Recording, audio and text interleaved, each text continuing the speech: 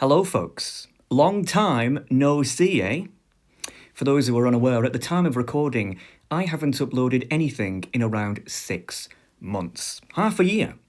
And that's quite a long time for me. Usually I upload something once a month, twice a month if you're lucky, 3 times a month if I'm really, really off my rocker.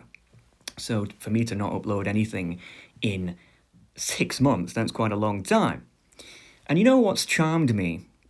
Despite being essentially an irrelevance, I have a very small audience, no one really knows who I am, though my audience, despite its small, nano size, is very, very dedicated, it has to be said. And that's probably because you're quite an intelligent bunch of people. You'd have to be quite intelligent to care about, the sort of things that I talk about, these sort of complex sociological problems, and especially the length that I talk about them, over an hour long, usually. So, you're quite a smart bunch, and I'm not just saying that to charm you, I really mean it. But you're also not just smart, you're very dedicated. You're a very dedicated bunch of people. And, my absence for so long has sparked some intrigue, shall we say. There's been some theories going around as to where I've been, and I'd like to show you some of those theories. Some of you said, I've died. Right, I must have caught some sort of terrible disease, and I am no longer of this earth. Well, I can confirm that you are not looking at the face of a zombie, despite my pale complexion. No, I am still alive. However, considering how bad the air pollution is in the north of England right now, I wouldn't bet on that status being there much longer. No, it's not that bad. But yes, I can confirm I am alive. Others of you theorised perhaps I've been thrown into one of Prime Minister Keir Starmer's hate speech dungeons. Yes, everyone kind of knows that the UK has a bit of a problem with freedom of speech. At the moment, we have people in prison for saying things and typing things. But folks, I have to be honest with you, despite being a free speech critic myself, it's not that bad. Right? I mean, for God's sake, if the government started going after people who do sociology, there'd be no one left. The streets would be empty. So no, I can confirm that, I am in fact, a free man. And lastly, one of you, and you know who you are, said that apparently you saw me in Mexico. Apparently, I have a doppelganger in Mexico. Because someone said that they saw me in Mexico and I have fallen in love with a Mexican woman and I now live there. Well, I have to say I'm still in Britain. I have not been to Mexico. I would love to go. Looks like a very nice country. But yeah, apparently I must have a Mexican doppelganger because it wasn't me. Do I look Mexican? Some people say I look Mexican. I don't think so. I don't see it. I don't see it. But, I can't imagine me, being Mexican. But, hey, apparently I have a doppelganger, so that's pretty cool. In all seriousness, though, obviously I'm not dead. I'm not in jail, and I'm not in Mexico. I am here. But the question is then, well, what have I been doing? Where have I been? Well, you know how some people have a bit of an obsession, like a fixation. We all have fixations, right? Some people have a fixation, for example, with animals, right? They love animals. They can tell you every fact about an animal, every animal. Some people are obsessed with, have a fixation with sports, right? They can tell you exactly who won the hockey match in Ontario on, I don't know, the 1st of April 1987, right? They can tell you exactly like who won every game. Well, my obsession, unfortunately, is not with animals or sports, as if the latter needed to be said. I wish it was. My life would be much easier. Unfortunately, my fixation is with people. Human beings. I love the social sciences. I love, obviously, sociology, but also psychology, economics, which isn't considered by the public a social science, but it is, and anthropology, of course. So I love human beings. I love studying human beings. I love finding out what makes us tick, what behaviours create a good society and a bad society. And I'm obsessed with finding out how to sort of socially engineer people to be better than they are, and to prevent bad behaviours, including in myself. But what I find with people like me who are a little bit obsessed with the social sciences is that they tend to be, and I'm going to put this as bluntly as possible, really big dorks, right? They tend to be pretty big dorks in the sense that and they're very cowardly, I have to be honest with you. They tend to get their information from second-hand sources, like all the time. So they'll read a book about psychology and they'll think they're a genius. Someone will do a bachelor's degree in psychology and they'll think that they're Albert Einstein, right? So it's all second-hand information. Don't get me wrong, there's nothing wrong with reading or studying, right? But I think that you should have some first-hand experiences, first-hand investigations into human behaviours. And I call these experiments, which, apart from being the corniest word ever devised by a man, means my own personal first-hand little social experiments, social investigations with people. And one of the greatest things about the internet is, if you're a social science guy, the internet is kind of like your Petri dish. That's how I describe it. I have scientists, biologists, they have like a Petri dish full of organisms and they use their microscope to look at it and study it. That's what I like to do with the internet. It's great because there's all sorts of different types of people on the internet that you wouldn't necessarily be able to meet in reality. And you can talk to them and have fun with them. And it's great, right? And you can sort of, all on friendly, ethical terms, of course. Just to give you some ideas of some experiments in the past that I've spoken about and may not have spoken about. Going on the world's largest atheist forum and socially engineering a post to reach the top of the little subreddit. Yes, of course it is on Reddit, it's my least favourite website. To prove once and for all that, atheism by definition is meant to be the absence of a belief. So an atheist forum doesn't really make sense in the way that a Christian or an Islamic forum did. And what I noticed is that these forums, these online atheists, these militant white knights of Reddit, they don't really believe in something necessarily. They just believe the opposite of Christianity, if they're Western.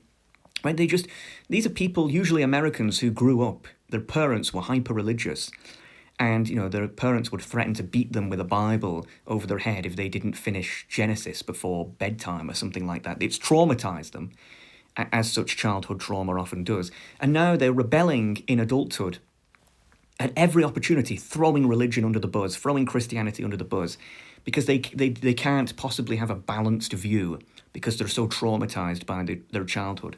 And when I would say this to people, they would get annoyed with me. They'd say, "What are you talking about? This sounds like a bunch of nonsense." And I said, "No, I understand these people's psychology better than you do, better than they do, and I'll prove it." And that's exactly what we did by infiltrating that forum.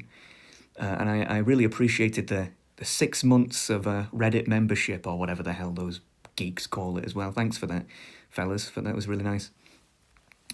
Another one, going undercover, well, not undercover, but going out of my comfort zone to talk to women who started OnlyFans and make money from OnlyFans, to try to investigate why it is that they got involved in this dirty business in the first place. I often say, girls, when they're young, they want to grow up and become a princess. And then when they become a woman, many of them become prostitutes. And I've always wanted to figure out why that is.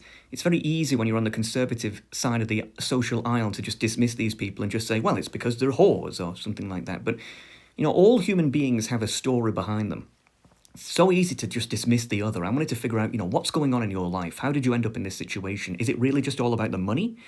Because from what I found, like my findings, when I investigated this, barely any of them make any money. A lot of the money on OnlyFans is like the top 1%, 5%, and the rest are getting, pennies a month. And, we sort of interviewed this 19-year-old lady, and we found out that, I can't remember exactly, but it was like she had a 30-year-old boyfriend or something like that, and he was apparently supportive of her, and she didn't have good relations with her father or her family, and was doing drugs. And then I realised, like, gosh, she thinks she has a boyfriend when she actually has a pimp. And it was really sad, right? I'm sure some of you remember that from a few years ago.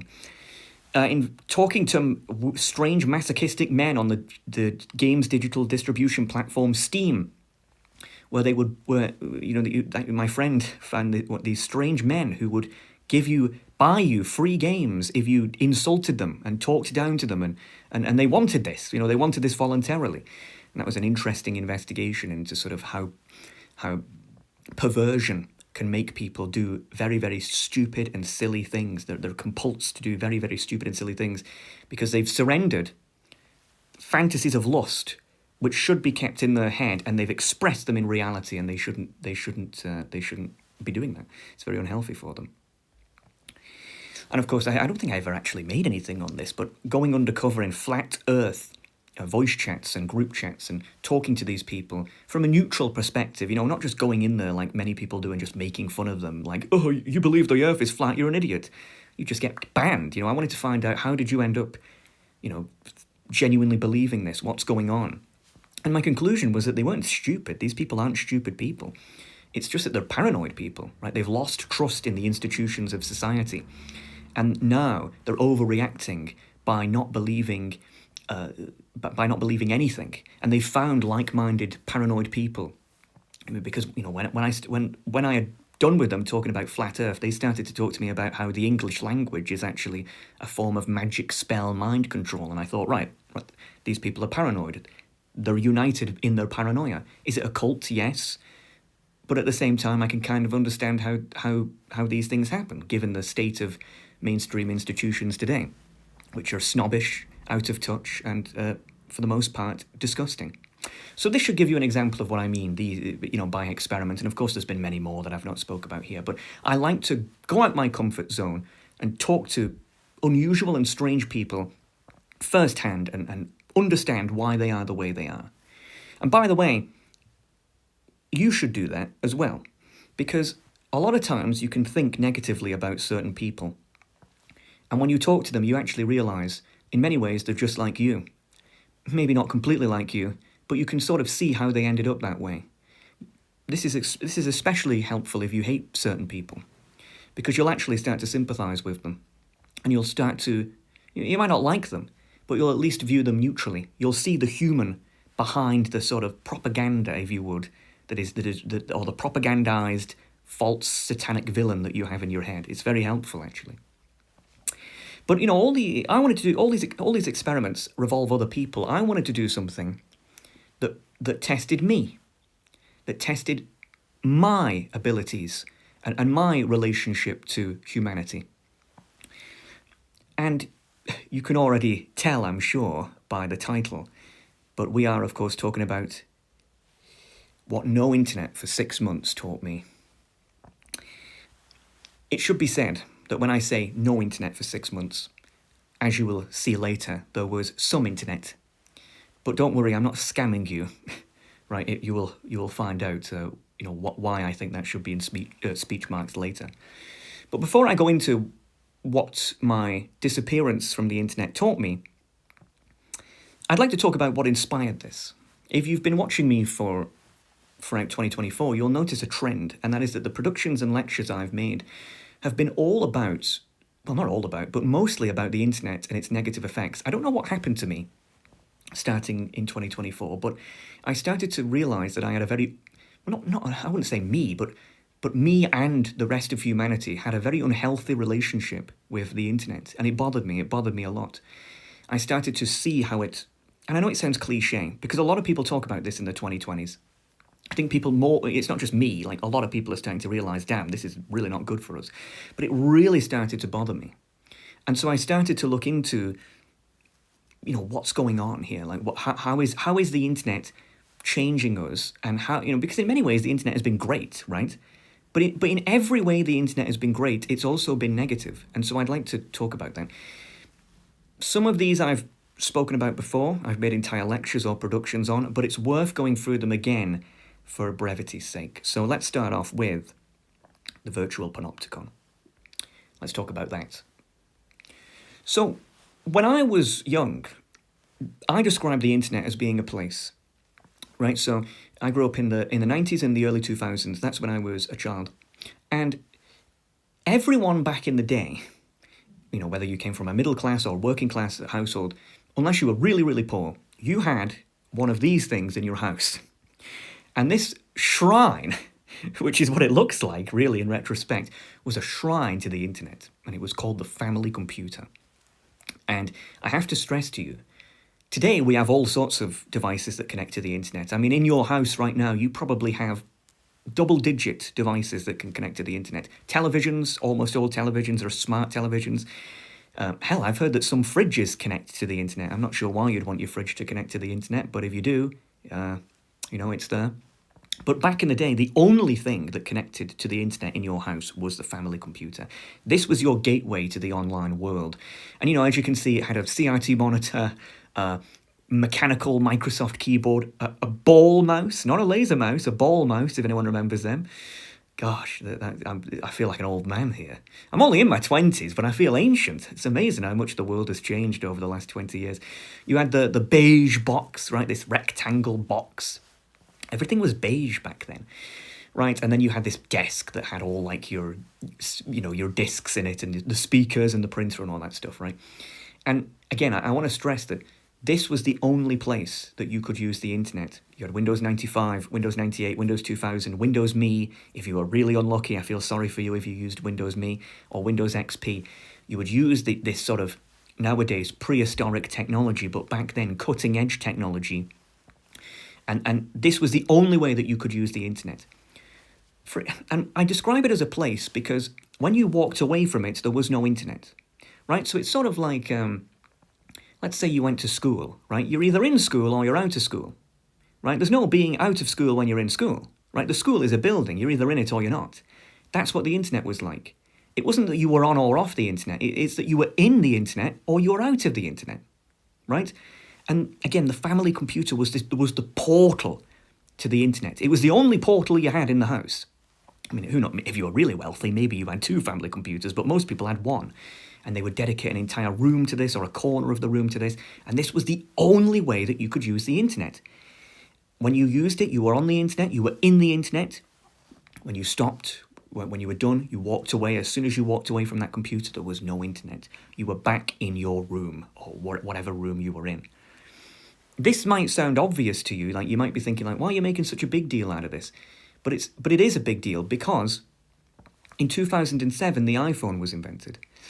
And the iPhone was the first proper smartphone. Obviously, we had mobile phones before the smartphone, but they were like brick phones or flip phones, right? So, all they were really good for was making calls, and they weren't even good at texting, right? I mean, you could text on a mobile phone, obviously, but you had to press the numbers, like you had to press like the number 4, like 2 times to get the letter H. You know what I mean? Like you'd have to do like to write a simple text on a mobile phone, a dumb phone, was like hell on earth. It was absolutely preposterous.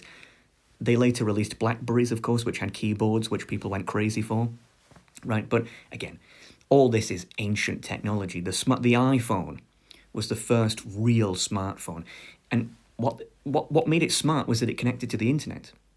So the internet, with the iPhone, went from being a place to being everywhere.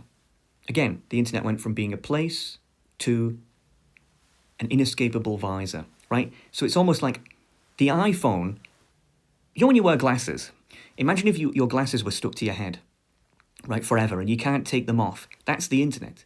It's glasses that you can no longer take off. You can take the internet with you on the bog, on the toilet. You can take it in your bedroom. You can take it in the kitchen. The internet is now everywhere. It's not a place anymore.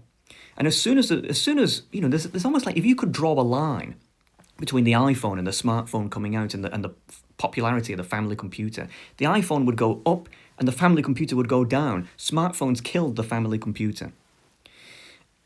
But some of you might be saying, well, what makes it an inescapable visor? Can't you just put the phone away and walk away from that? No, because even if you do that, everyone else will still have a phone, right? Just because you don't have a phone doesn't mean that everyone else doesn't have a phone. By the way, I know some people will say, what about laptops? Anyone who says that doesn't remember how bad laptops were back in the 90s and the 2000s. They were heavy, they were expensive, they were big, they were bulky, they were hot, they had a battery life of about 5 minutes, they were weak, they had weaker hardware. It's not like today where they have the same hardware, it was weak. Some of them didn't even perform properly unless they were plugged in, and you still needed to be in range of a Wi-Fi connection in order for it to work anyway. The smartphone was different because it's cellular, right? You could be in the middle of a field and you'll probably still get some coverage. This meant that the internet was now everywhere and it was inescapable. Even if you didn't have a smartphone, everyone else still did. The internet is no longer confined to certain rooms dotted across the country. It is now everywhere. You are always in view of a camera and a microphone. Pretty much, it's almost guaranteed that that's going to be the case. And this changed our society completely. In the lecture I made about this, dedicated to this topic alone, I talked about the idea of the panopticon, which is this prison that was designed by the utilitarians. And, they made this prison originally as a good thing. Like, it was meant to be a nice thing, something that was more ethical than the sort of traditional cell block layout. But of course, if you look at it, you can already see the problem. It looks very dystopian. The idea was that you had this tower in the middle, and all the cells would be surrounding it. And if you were a guard, you could turn 360 degrees and see all the prisoners at all times. And it was meant to be like, great, because, oh look, the prisoners are being monitored and to make sure they're secure and nice. But in reality, people just felt like they were being watched 24/7, became paranoid and became really mentally ill, and they had to all shut down. And today, you'll be hard-pressed to find a single panopticon prison in the Western world. Maybe in some, developing countries they might exist, I don't know. But this isn't a popular form of prison today.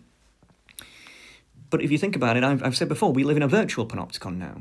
Because we are both the warden, because with our smartphone we have cameras, we can record everybody, but we're also the prisoner because everyone can record us. So we're stuck, really, in this world of constant surveillance, not in the sense that we're being surveilled by some, agency, right? Like there's a secret camera in the corner of our rooms. No, like we're surveilling each other. Like we're keeping an eye on each other, right? And so this drastically transformed this constant surveillance, or this feeling of surveillance that, again, you participate in as a prisoner, even if you choose not to be a warden, has radically changed the way that human beings behave. For example, in the pre-panopticon era, when people would go to concerts, right, and so this is a picture, I assume, from the 1990s, you can kind of tell, right? It's amazing how you can look at a photograph and you can tell the zeitgeist, right? You can tell, like, by what people are wearing and their hairstyles, like, when it was. Like, I can just kind of tell that this is either the 90s or the early 2000s. One of the big takeaways, however, is that people are at a concert, right? They've paid money and to go to this concert. They've paid for the tickets. It's not every day you get to see your favourite musician on the stage. As you can see, look at them. They're smiling. They're enjoying themselves. One guy's got his tongue out there, right? They're having the time of their lives. Like, rock on, man, right? Meanwhile, today, what happens when you go to a concert? What do you see today? You see hordes of smartphones, right? You see hordes of people recording the musician. They're not living in the moment. They're not enjoying the moment. They're just recording the musician on the stage. And in many cases, they're actually looking at the musician on the stage that they can see right in front of them on their phone. So they're having almost the exact same experience that they could have had in their bed, right? But in person. It's absolute lunacy. Not only is it absolute lunacy, you've got to ask, why are they filming the musician on the stage anyway? Right? I mean, has anyone ever gone, man, you know what I want to see? I want to see that crappy, blurry, loud, footage of a musician, prancing around on a stage that I took with my iPhone. That's what. Has anyone ever said that? Has anyone ever gone, man, I want to see that? It's kind of like reminds me of New Year's. New Year's when fireworks go off. And, sometimes you'll see people recording the fireworks with their smartphone, and I think, like, have you ever looked back on that? Have you ever, like, gone, man, do you know what I want to see? Like, June, it's like the middle of the year. Man, I want to see the New Year's fireworks again. What is it to see? It's just fireworks. It's just boom, boom, boom. Oh, wow, different colours. Why not just enjoy the moment? Right? You're like, it's not every day you get to see your favourite musician in front of you, right? Enjoy the moment. Enjoy the moment with the crowd. Put down the phone, right? Like, you don't need to record that. Another example would be an art gallery, right? You go and see the Mona Lisa. Back in the 90s, 2000s, before the smartphone era, people would go to and see the Mona Lisa. They would look at it and go, wow, it's the Mona Lisa, right? And then they would move on. They could tell everyone, hey, I went to see the Mona Lisa. That's not good enough for people today. Now, if you go to and see the Mona Lisa, it's just a bunch of people with their smartphones everywhere. Right, and they're taking a photograph of the Mona Lisa with their smartphone. Not, to be clear, they're not taking a photograph next to the Mona Lisa. That would make sense. Like, look, there's me and the Mona Lisa. I went to see the Mona Lisa. No, they're just taking a photo, because you can't do that because there's this little wire that stops you. No, they're literally just taking a photograph of the Mona Lisa on their phone. Why? And usually, like, behind people's heads. Why? Why do we need another photo of the Mona Lisa? Have you really gone to the Mona Lisa to take a photo of it? Why? Is your photo special? Is your photo different from the thousands that I can see on Google Images? No. But people have been sort of pre-programmed now to believe that they have to take a photograph of something, or it didn't happen, right? So if I say, oh, I went on holiday to Spain, pics or it didn't happen. And it's like, well, why do I have to prove to you that I went on holiday to Spain? Because everyone now, thanks to the rise of social media, where you can easily upload any photo and any video that you've taken, people sort of create these online personas, which we'll get to later, and engage in these sort of, look at how fun my life is. Right, and so everything has to be documented. Everything has to be a show. Everything has to be, oh, this is my summer. This is my winter. Look what I did today, everybody. Look at how important I am. And it's like, this is what the panopticon has done. In the pre-panopticon era, people were always living in the moment, focusing on the place they were in, which usually was not the internet. When you were at a concert or in an art gallery or somewhere special on holiday, you weren't thinking, man, I can't wait to show this to my pals on Facebook or Twitter or whatever, right? You were just enjoying life. You were enjoying where you are. You lived in the moment. Now, people are always in the grasp of the internet with a subconscious desire to document, substitute, and perform. And that last part, document, substitute, and perform, is the real problem. I think I said in my dedicated lecture about this that back in the 90s, if a guy had a heart attack, people wouldn't hesitate to go and help him. Someone would call an ambulance. If someone knew CPR, they would try and help him out. Right? People would go up and try to make sure he's okay. Today, I don't think that's true. Today, I think half the people would do that, and half the people would say, "Quick, I got to get a video of this. I'm going to get so many likes on Twitter. Hey, look, folks. Hey, followers, check out this guy having a heart attack. Haha." That's what people are like these days. Everything is a show. Everything is, sort of like everything is life, and events are just a means to show off to people, and sort of prove that your life is worth living. Even though if you have such little self-esteem that you feel you have to document every little thing you do, the irony is that you're probably not enjoying life anyway. Otherwise, why are you recording everything? Why are you showcasing what you've done? To be clear, doing this for monumental occasions isn't bad, but I know people who document everything, absolutely everything they do, and it's because of this panopticon, this competition that people do now with the world. And it's the saddest thing I've ever seen in my life. That's the first problem. Well, actually, no, I have one more thing I want to say about that. One of the sad things is as well that there's some people who want to show off, but there's some people as well who want to be real, but they feel like they can't be real in public in case they are filmed. I used to hear about all these party conferences, political party conferences back in the 2000s, early 2000s, before the smartphone released. And apparently people used to really let their hair down and have a laugh. And these are politicians. These are people who are quite stiff and quite, rigid. But they used to let their hair down and relax a little bit among their friends. Nowadays, these conferences, it's like everyone is constantly putting on a show. Everyone is constantly lying and the people are scared to relax, and people are scared to take it easy a little bit. And I don't like that about the world we live in today. You go on, if you don't believe me, by the way, go and look back at videos from the 90s and from the 90s, early 2000s and before, and look at how alive and happy and out there people were. It's not like today, where people are just paranoid and boring. Right, so that's the first problem, and I will move on now. The second problem is information overload. So let's talk about that. In the pre-smartphone era, news was delivered to us at a very limited snail's pace. Obviously, 9/11 was arguably the biggest event one of the biggest events of the 2000s, the biggest event of 2001, especially if you were American. But even if you weren't, 9/11 set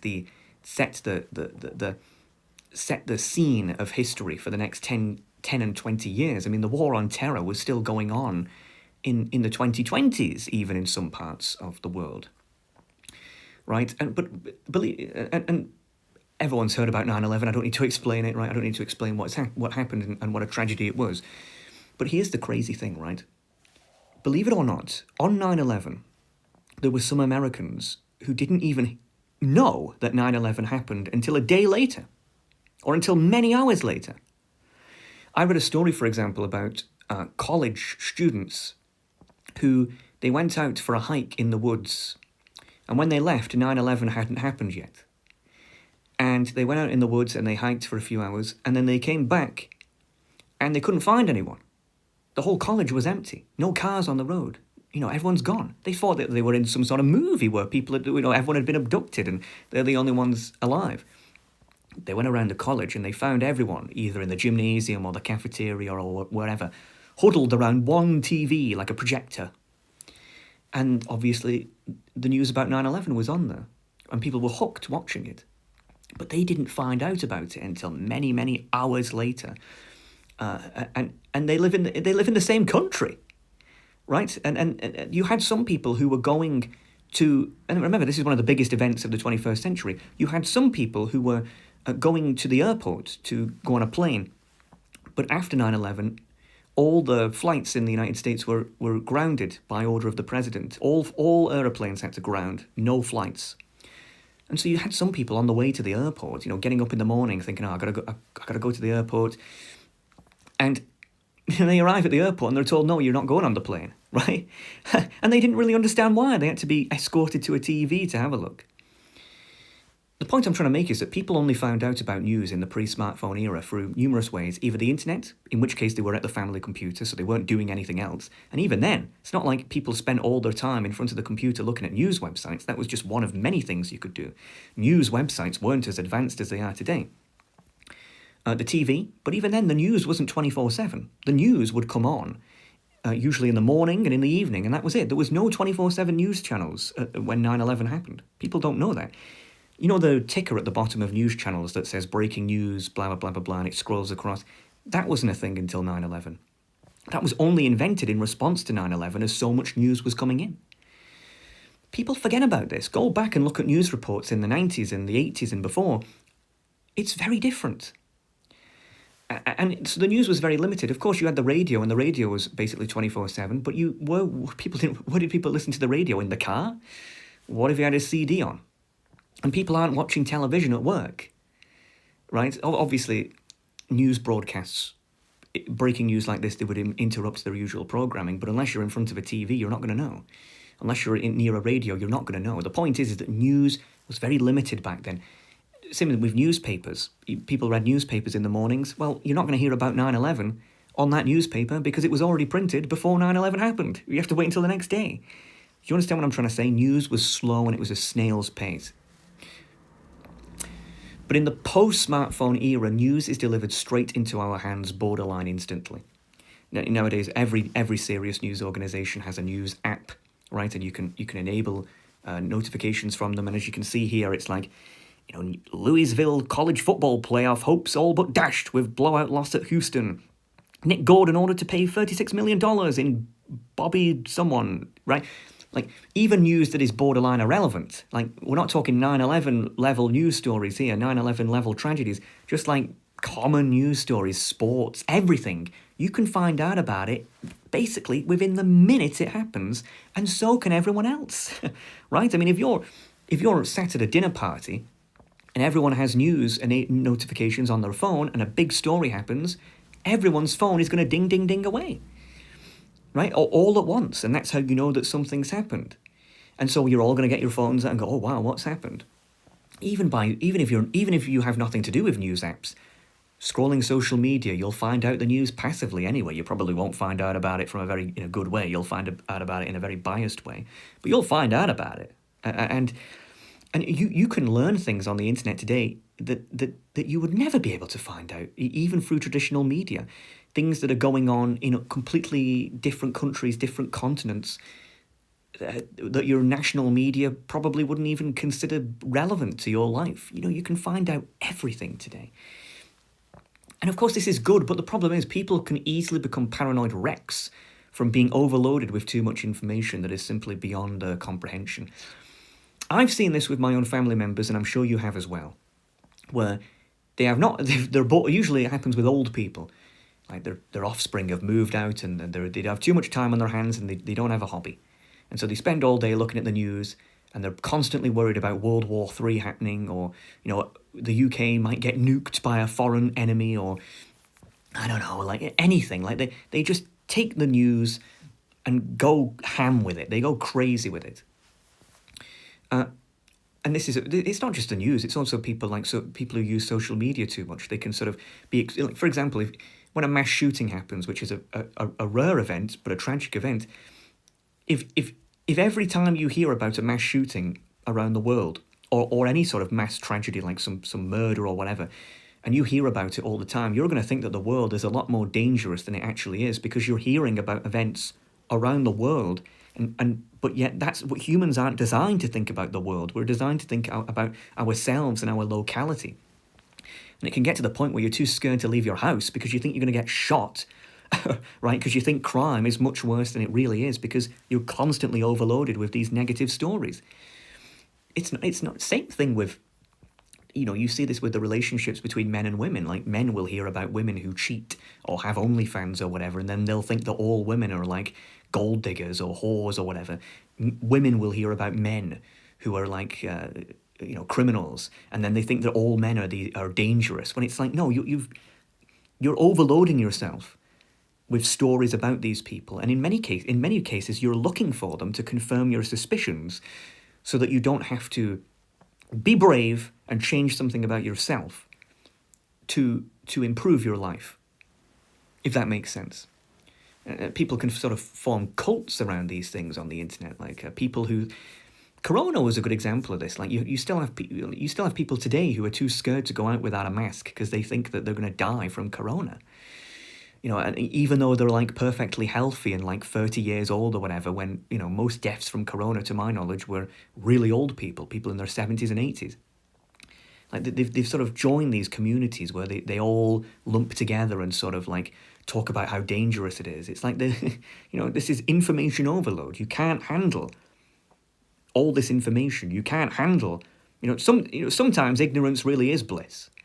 And it's not like me to say that, but sometimes it is. Like, you've got to know your limits. You've got to know what you can handle and what's realistic. And I'd also say that the prevalence of endless lewd content online could also be classified as a form of information overload. Adult material, men looking at pictures and videos of women and, boobies or whatever, and women reading like dirty, erotic books about vampire demon men who hate everyone else but just so happen to love them. This is a form of information overload as well, I would say, because before the internet, if a man wanted to see a naked woman, he had to put some effort in. He had to charm her. He had to, be flirtatious, be a man worth, being in a relationship with. If a woman wanted a man of high value, well, she had to look after herself and go out and strive for him rather than just fantasizing about him, right? I mean, obviously, you had adult material before the internet, but as I've mentioned in past lectures, yeah, going into a seedy store and buying a dirty magazine and then having to bury it in a forest. People used to do this back in the day. That's a lot more of a barrier to entry than being able to find loads of images and videos within a matter of seconds anywhere you are. Right? This is a form of information overload, and it ruins men and it ruins women and it ruins our relationships to each other. And people roll their eyes when I talk about this because I talk about it all the time. But I'm not going to stop talking about it because it's such a big problem. And until people catch up with me and realise how much of a problem this is, I'm not going to stop talking about it. Right, and moving on to number 3. Communal death. This is a big one. Let's talk about it. Back when I was growing up, you had this place called the Mall, the town centre, the high street. Different names, but it's basically the same thing. And this was the most populated place of commerce where you lived, in your town, in your city. This was where people went to buy things, to go for meals, to enjoy themselves. And it was absolutely packed, and it looked like this, and I'm sure that many people who grew up in these times remember something like this very well, right? The sort of big escalators, the big stores, the warm lighting. And again, what you did in places like this is you would go for food. I've put McDonald's here, but it's not like fast food was the only thing that was available. You had proper restaurants, Indian restaurants and whatnot. And so you would go there with your family when you've gone shopping. Let's have a meal, or let's have a cheeky McDonald's, right? It was a lot of fun. Movies, you of course you had the cinemas and things like that, but you also had places like Blockbuster, right? Which is man, that's nostalgic. Where you would go in there, rent. You had to be a member, of course. You would rent a DVD, and go home with it. You'd watch it. You'd be kind, rewind, if you know what I'm talking about. Get some snacks. Of course, I used to get the chocolate M&Ms, and it was a place where you could get media that you couldn't get anywhere else. And of course, you had games, of course, for the young uns, including me. This store here, Game, this was like my church when I was young. I used to go in there, see what the latest Xbox games or the PlayStation games and Nintendo games were. I used to go in there with my parents all the time and beg them, Mom, can I have this game? And she would roll her eyes and go, oh gosh, I should have known, I shouldn't have walked in here. Right, but you had to go out and get games back then, right? Of course, then you would read the box on the way home, read the back of the box. You know what I'm talking about. Or tunes, this is a little bit later on because in the 2000s, things like iTunes and the iPod kind of replaced this. But back in the 90s and before that, you had tune stores where you would buy vinyls or DVDs, CDs. And of course, in there, the workers would know all about music. You would meet people in there who had similar tastes in music to you, right? They would be in the rap and hip hop aisle, and they would be there, and you would go up to them and go, "Oh, you like that tune as well, right?" The point I'm trying to make is that these stores were not just stores, physical stores. They were communal places where you would meet people, and they had a certain energy to it. But the big thing is that they got you out the house. Right? You couldn't. If you wanted a McDonald's, you had to go to McDonald's. If you wanted a DVD, you had to go to Blockbuster. If you wanted a game, you'd have to go to Game. If you wanted a tune, you'd have to go to the tune stores. Right? It got you out of the house, and it congregated every one of your local town, your city, whatever, into this one place of grand commerce. And it was, especially on Christmas. I know I sound like a boomer, a nostalgic boomer here, but these places were magical on Christmas. They were so packed and filled with people, and it had this high energy about it, and they were happy places. And I know it sounds consumerist and a little bit unlike me to fawn over these places, but it's not just about buying things. It's about the communal presence. It's about these places had a certain energy to them. And it didn't matter where you were. Every little town had one of these. Nowadays, we'll talk about nowadays, I suppose. Back then, they used to look like this, and your mall, your town centre, your high street probably looked like this. Now, it looks probably more like this, unless you live in a big city.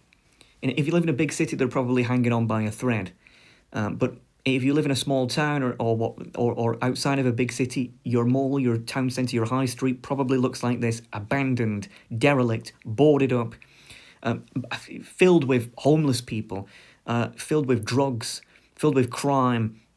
I mean, if I talk about my local town centre, when I was growing up, as I said, it was a magical place filled to the brim with people. Nowadays, it's borderline demolished. You walk around there, you see grown men drunk at 11 o'clock in the morning. The place is just filled with homeless people or asylum seekers from the war-torn country of France. I mean, the place is just a disaster. I mean, no one wants to go there anymore. It's a big problem. I don't know about your country, but in the UK and in the north of England, I know for a fact that most malls, town centres and high streets look like this. The question is then, I suppose, why? What happened? Well, back then, as I said, you would go to the mall to have a cheeky McDonald's or go to a restaurant or whatever. Well, now, why bother doing that? Right, you want fast food? Get it delivered to your house. You've got Uber Eats, you've got Deliveroo, you've got Just Eat, you've got all these slop vendors who, from the comfort of your couch, you can open the app and order, 75 McNuggets, and some underpaid, probably illegal immigrant on a scooter will deliver it to you in record speed. Right, so again, you've got no reason to go to a physical McDonald's anymore or a visit. I mean, obviously, you can still go to restaurants, right? I mean, true restaurants don't deliver, though many do. But for fast food places, the cheeky physical McDonald's that had a certain aura about it, as pathetic as that sounds, no longer exists anymore. Movies, same thing. Then you went to Blockbuster. Well, you don't do that anymore. What do you do now? Netflix, right? Why bother leaving your house, having a membership and having to look around and look at the boxes and go to the counter and be kind, rewind. Like, why bother doing that when you can just sit on your backside in the comfort of your own home and browse borderline unlimited movies and shows, hundreds, thousands of shows at your disposal, right? It's more convenient. Back then, you bought a game physically, you read the box on the way home. Well, it's not really like that anymore, is it? Because you have digital games, right? If you're a PC gamer, you'll especially understand when was the last time you bought a physical game. Console gamers still do, especially Nintendo. But if you're a PC gamer, I mean, the last time I bought a physical game on PC would have been about 15 years ago. No, you just have Game Pass now. You can stream games from the cloud. You can buy games digitally. You want a game, you don't need to leave the comfort of your own home. Or even if you want a physical game, you can just get it delivered. Well, you can just get it delivered straight to your home. There's no need for these physical game stores anymore, and so they're all closing down. Same thing with tunes. As I said, back then you used to have these tune stores. Now what do you have? Well, you have Apple Music or Spotify, right? You can just stream the songs directly, and you can listen. You don't have to buy music and have it physically and put it in a player. You can just listen to whatever you want on whatever device you want. It's much more convenient. By the way, that's my Spotify playlist there, the greatest tunes of all time. Check it out. It's a bit ironic me complaining about this and then pushing my playlist there, but damn it, I have good music taste. I promise you will not be disappointed. Over 56 hours of music there for you to enjoy. But besides the point. Whereas back in the day, the town centre, the mall, the high street, it used to get you out of the house physically in your local environment, and you would, it was a magical experience in many ways. Nowadays, you have every reason to keep you in the house. There's no need to go out for food, get it delivered. No need, just get Netflix, get your games digitally, your tunes through these streaming platforms. You can do so much now from the comfort of your home. You never have to leave your house. And this is because humans worship on the altar of convenience. I know I sound like a boomer complaining about all these things and painting them in a negative light. And they are, obviously they are more convenient. They are, the market has decided that these are better than their predecessors. And I would agree with that. It is obviously much more convenient. It is obviously much more better. I'm not saying that we should go back, turn back the clock and, open up Blockbuster again, boycott Netflix, boycott Spotify, I'm only going to eat at physical places now, right? I'm not saying that. Like, I understand that convenience is king and that these things are better in many ways. But what I am saying is that there was a price to pay for that. And that was that the mall, the town centre, the high street used to look like that. And now they all look like that, as I said earlier. And we've lost something because of that. And you know what annoys me? This really annoys me. Whenever I talk about this, people say, you're just nostalgic for your childhood. It's all just nostalgia. No, it's not just nostalgia. We have lost something by closing down the mall, the town centre, the high street. We've lost this local community element, this understanding that we live in. That commerce it wasn't just on the internet. It wasn't just through flat screens in the comfort of our own home. It was a physical experience. It was a physical thing. There's a big difference between when you would go to the arcade with your friends and play on arcade machines than playing a smartphone game today. There's a big difference between being at McDonald's with your friends in the, having a laugh, and then, just ordering a McDonald's at home. I know it just sounds like consumerism and slop and nonsense, but as you know, I'm one of the biggest critics of that. But it's not about that. It's about that we've lost something physical. We've lost the communal element, the locality, the feeling of belonging where you are. Not being confined to your home, having a reason to go outside, and the reasons to go outside have been decreasing forever ever since the introduction of the internet. People are a lot more dismissive of their locality. People care more about. I live in the UK. I think people care more about what goes on in America than they do in their own local town centres these days. Their local. They'll be nagging on about, oh, Trump did this or Biden did that. You're British. shut up. Like, why don't you care more about your local town centre? Why don't you care more about, the fact that you've got homeless people walking around, injecting themselves with God knows what zombie drug? I'm not saying that geopolitical matters aren't important, but for God's sake, let's have some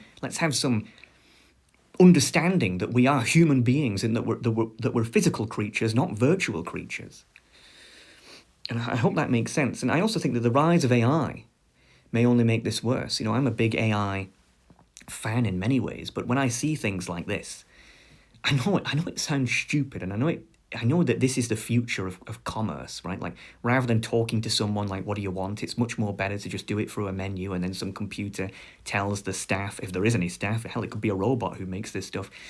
I know like fully automated stores and fast food restaurants and whatnot are the future. I understand that, but don't tell me that there isn't something dystopian about it in a way. This is almost just as bad as getting it delivered in a way. Like, don't tell me that this removal of humans, I'm hesitant to say this because it sounds like I'm a Luddite in a way, like I'm fighting the inevitable, but all I'm saying is let's at least understand that we're losing something from things like this, right? We are, and if you don't understand that, then you're a dork who needs to get out of Silicon Valley. And before I stop talking about this, I want to talk about this concept that I have called sometimes less is more. I've spoken about this in the past. So I'll tell you a story. This is the story of the worst rental. Just before Blockbuster was closing down, they diversified, and they made it so you couldn't just hire DVDs or Blu-rays. You could also hire and rent games for 6th generation consoles, right? Like the GameCube, original Xbox, PS2, because that was around when Blockbuster started to go out of business, I think. And near the end of Blockbuster's life, my folks went in there, my family, and they were looking at some movies or whatever. Again, I only really liked going in Blockbuster for the M&Ms, I was more, I like the snacks part. But, when they added games, I said, ooh, so my parents said, go on, you can hire a game if you want. So I said, whoa, and I hired a game, right? And I hired this game about 20 years ago. That's how long ago it was that I hired this game. I have to say, it has to be the worst game of all time. Like, without any shadow of a doubt. This has got to be the worst game I've ever played. To give you an idea, here's the reviews of this game. Right, you can see a 39 out of 100, D-, 2 out of 10, half a star out of 5, not even a star. It doesn't even deserve a star. 22%, this was, I remember playing this game, and I remember thinking, I will never forget how bad this is. Do you know what game it was? Right? I guarantee you've never heard of this game before. It was Charlie and the Chocolate Factory for the original Xbox. Now, movie games are always crap, right? Like, if you've ever played a movie game, you know it's bad. But, folks, I'm telling you, this game is legitimately absolutely horrible. The gameplay was clunky and terrible. But the weirdest thing was the graphics. The graphics looked like a creepypasta. It looked like, those early 3D, like, the view distance wasn't long enough, so it looked like, it looked dark everywhere. It looked like a game that was intentionally designed to be a horror game or freak you out, but it was meant to be like this happy, like, it had the Squid Game effect, where you have a happy environment, but it's like, it looks evil and it feels evil. It to be honest with you, it scared the daylights out of me. I was only really young, but man, it was terrible. And, something, I remember playing that game and thinking, this is absolutely horrendous. But then when I put in Halo 2, which was the next game I played after that, which was an amazing game, I remember thinking to myself, I appreciate this game, this good game, Halo 2, now, because I played Charlie and the Chocolate Factory, one of the worst games of all time, before it. And I kind of feel like this is true in life in general. What makes the good times really good is that they're not always good, in the sense that life, not every day is good, right? There are some days that are bad. But when we have a series of bad days or just neutral days, and then we have a good day, it feels really good. If every day was good, no day would be good, because it would get boring. I know that sounds strange and weird, but some of you will understand what I mean by that. It's like, if you play a good game every day, or you play a good movie every day, you don't appreciate it as much as if you have a bad movie and then watch a good movie, or if you play a bad game then watch a good game. And I feel like back then, when we were more restrained by the physical, like you actually had to go out and buy your games and rent your games physically, I felt like we appreciated them a lot more. Like, that's why I played this game. Today, if I played a game like this, I would just stop playing it after about 30 seconds. But I had to play it because it was all I had, right? We had paid money to rent this, right? So I sort of slogged through it. It made me, the bad times made me appreciate the good times. And again, that's what I mean by sometimes less is more. Do you understand what I mean? For example, today when you buy games digitally, and those of you who have Steam, you PC gamers, you'll understand what I mean. You've got a library of games, right? You might have hundreds of games, and every PC gamer is sat in front of this very screen looking at their library, and what have they said? I have nothing to play. Right, I'm going to give you a big fat nerd emoji for saying that, because it's not that you have nothing to play. You have hundreds of things to play. You have games on your Steam library list that you bought in a Steam sale 5 years ago for 90% off, and you've never even bothered to download it. Never mind play it. It's not that you have nothing to play. It's that you don't know what to play. It's that you're spoiled for choice. There's too much choice. You have too much choice. It's not like back in the day where you were confined to physical boxes, and every time you wanted to buy something, you had to go to the store and come back, and it was like trial and error to find something good. It's not like that today. You can just download something, don't like it, or it's broken, refund it. And it's the same thing with Netflix. You don't, back in the day, if you got a movie and it was crap, well, you watched it anyway because you had rented it, you paid money for it. Nowadays, you go on Netflix, you don't like something after 2 minutes, put something else on. It makes media dismissive. We're dismissive of media. We just poo-poo everything. We're just like, oh, that sucks, that sucks, that sucks, that sucks. I feel like we had more appreciation for things in the past. I feel like some people will I feel like some of you will understand what I mean by that. And this is sometimes less is more, right? Like, we have to slog through the bad times to get to the good times to appreciate them more. If we're spoiled for choice, if we have endless choice of good games, good movies, good music, on demand at any time, media becomes disposable. Even the good media becomes disposable. We don't appreciate games or movies or art, music, or even food as much as we used to do. Again, even McDonald's. Like, when you would go out to McDonald's, it was special because you actually had to go out and go to one if you wanted to eat one. Now, if you can order one every day to your house, God, I dread to think what your arteries would probably look like if you did, but it's not as special anymore, right? Like, if there's something you like, do it once a week rather than once a day. And when you do it once a week, you'll enjoy it 10 times more. Or 7 times more. This is sometimes less is more, and I hope you understand what I mean, because I feel like communal death, the sort of this ability that we have to have unlimited media has sort of spoiled this in a way. All right, so. Oh yeah, and sometimes less is more doesn't just apply to media, but also things like courting too. So, for example, back in the day, you would know, like, men and women would like know each other from, I don't know, college or you had work, right? So you had friends that you would go to, usually the town centre or the high street or whatever with, and you'd go for meals with, and you'd know each other. And before the internet, most people met their partner, their husband or wife, their future husband and wife, through friends. That was the number one way that people used to find their partner back in the day. One guy would, you would introduce you to some woman, and or the woman would introduce you to some guy, and, like, you would just get to know each other, go to places physically, and fall in love, and one thing led to another. And you didn't really have much choice. Well, you had choice, but you didn't have much people to choose from because you were confined to your local area, right? But I actually think that's better for most people, because if you look at it today, today you have these dating apps, right?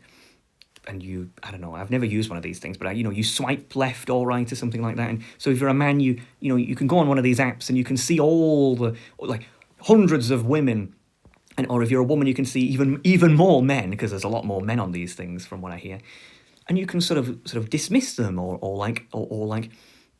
approve them based purely on cosmetics and like a one-word little biography or something like that, right? And the problem with this is it kind of like how media has become disposable. I feel like people and potential romantic partners have become disposable because we have too much choice. And I feel like back in the day when you met a woman or a man through your friends, and yeah, they might not be the best looking person in the world, they might not be a supermodel, they might not be the best, have the best personality in the world, they may not be Mr. or Mrs. Right, but they were good enough. I know people, that will sound very weird, and a lot of people will get pissy with me for saying that, but they were good enough for most people. The reality is that I think you're not going to find a perfect man or a perfect woman in this world, and if you try and look for one, you're only going to be disappointed. Doesn't mean that you should purposely go out and find some drug addict or some alcoholic, but it means that you should compromise in some ways with someone. And I feel like when people were introduced to their partners by friends, I feel like people did that. They because people treated people as less disposable. There was much less choice for people to choose from in a way. I hope that makes sense. It's not just nostalgia. Look, study people who are between the ages of 18 to 24 today, which is the ages where people get in their first proper relationship. Do you think people are happier in that age demographic when it comes to relationships today or back in the 90s? People are much more single today. People are much more unhappy today. Men hate women, women hate men. In at least young women, people feel disposable. Both men and women, but usually men, feel like easily replaceable. I've heard stories about people who use dating apps and they arrange a date, and then the man or the woman won't turn up who they've and they call it ghosting. Like there's a word for that, and I think to myself like,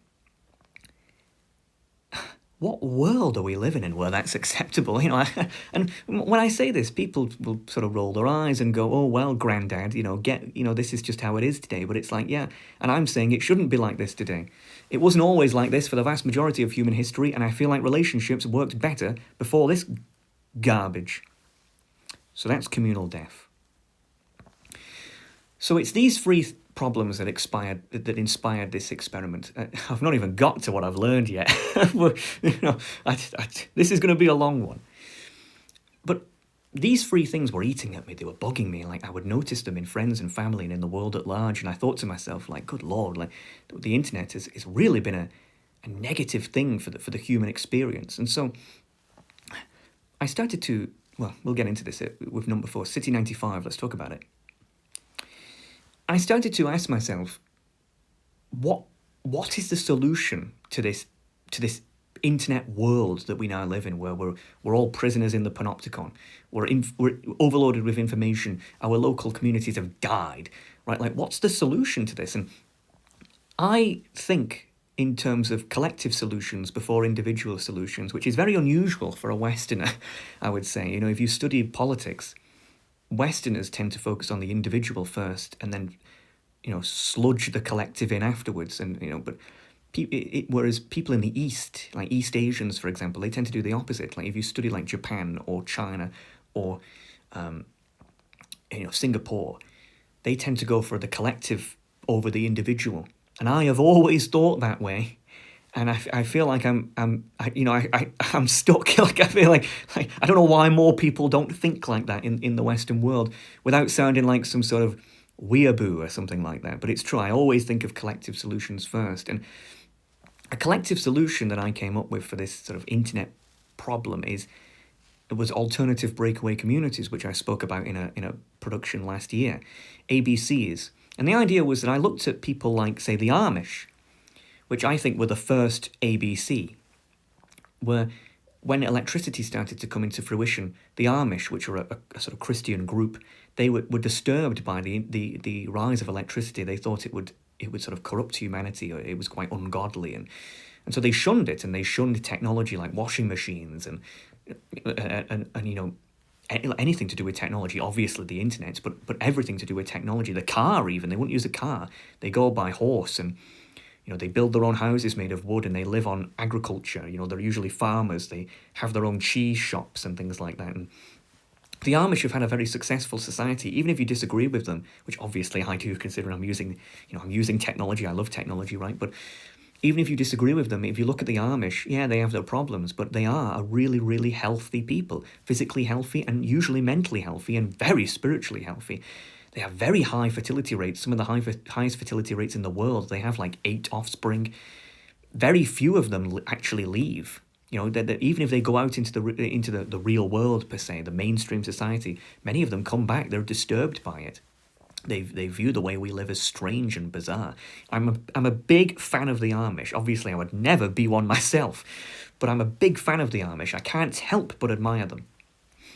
And I thought, could we not have the Amish, but for the 1990s, 1995 specifically, like City 95? That's what I called it. That was my name for this. And that's how I sort of imagine it, like a city where people live and there's technology. We're not like the Amish. We have refrigerators, right? We have cars, let's say, but we don't have the internet, right? So we live in a world that is more local. And when I would tell people this, they would look at me like I'm some sort of lunatic, because they would say, well, one of the things that they would say is, and this is so stupid, they would say, well, how would you prevent people using the internet? And I would say, are you stupid? I mean, the whole point of City 95 is that it's meant to be filled with people who are voluntarily there because they want to live in this sort of place. They've recognised, the problems of the internet and the problems it's caused, similar to how the Amish recognised the problems with electricity, and now they want to live in this sort of gated city. It's not a prison, they can leave at any time, but I think this would be an interesting social experiment in a way, where you put people who want to live in an internet-free city in this city, and see how they go mentally, see how their offspring go, see if their offspring are more happy being abstained from the internet, right? And obviously they would have to have some sort of internal economy to make this work, kind of like the Amish do, or maybe they would have to provide some services to the outside world, to keep them alive, right? They need to eat and whatnot, right? They can't just live on oxygen. The economics of it would obviously be very strange. But I think this would be an interesting experiment. Or you don't have to go this far even. You don't have to, have people live there forever. Why not do a hotel? Have a hotel, City 95 hotel, where you go in there, and it's like it's a piece of land with a wall around it and a bunch of buildings, and you can't bring your smartphone in there, and you can't use the internet in there. It's sort of like a digital detox place. And you go there, and there's plays, and there's, dinners, and all the things that people used to do before the internet, and you can go there for a week or two and give yourself a detox from the world and see how you're... Because I think if this place existed, people's mental health would radically increase if they did this. I may be talking from experience there, but as we'll get to. But I know, I don't think it, I know it. People's mental health would increase, people would feel alive again, and they wouldn't have this urge to show off. They can't get their smartphone off and take a photograph of, oh, look at this drink I just drank. They can't do that. And I think people would if they spent a week or two in City 95, forget living there, if you want to do it casually, if people spent a week or two there and then went back, they would realise what a pathetic life they live with the internet.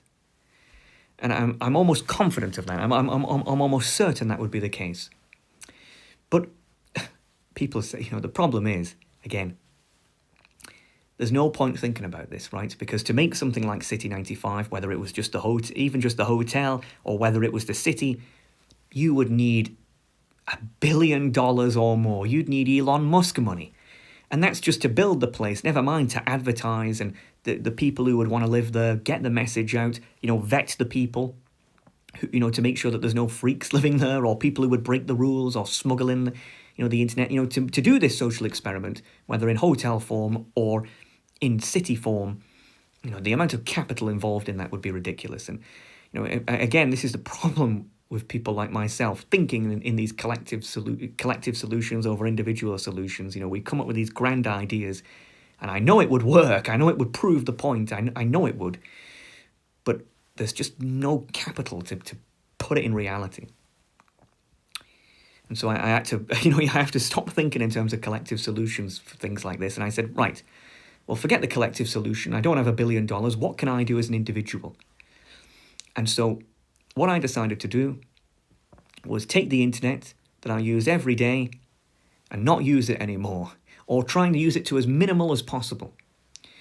And, my idea was maybe I'll learn that the grass isn't greener, right? So, I'm here moping around in 2024, moping about the virtual panopticon, information overload, communal death, thinking, oh man, I wish I was born, 40 years earlier so I could live around people that weren't, digital obsessed freaks, wouldn't that be good?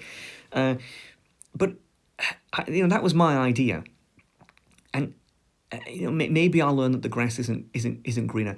To be clear, it wasn't like one day I declared to everyone, right, I'm not going to use the internet anymore. It just happened passively, slowly. I would browse social media, be disgusted by it. I would browse the internet, realize it was just full of AI fluff. And I would just go, I don't want to use this anymore. And I just found myself using it less and less and less until I came up with this idea and said, what if I make this official? What if I purposely go out of my way to minimize my internet usage as much as possible? What would it have an effect on me? Is the grass greener?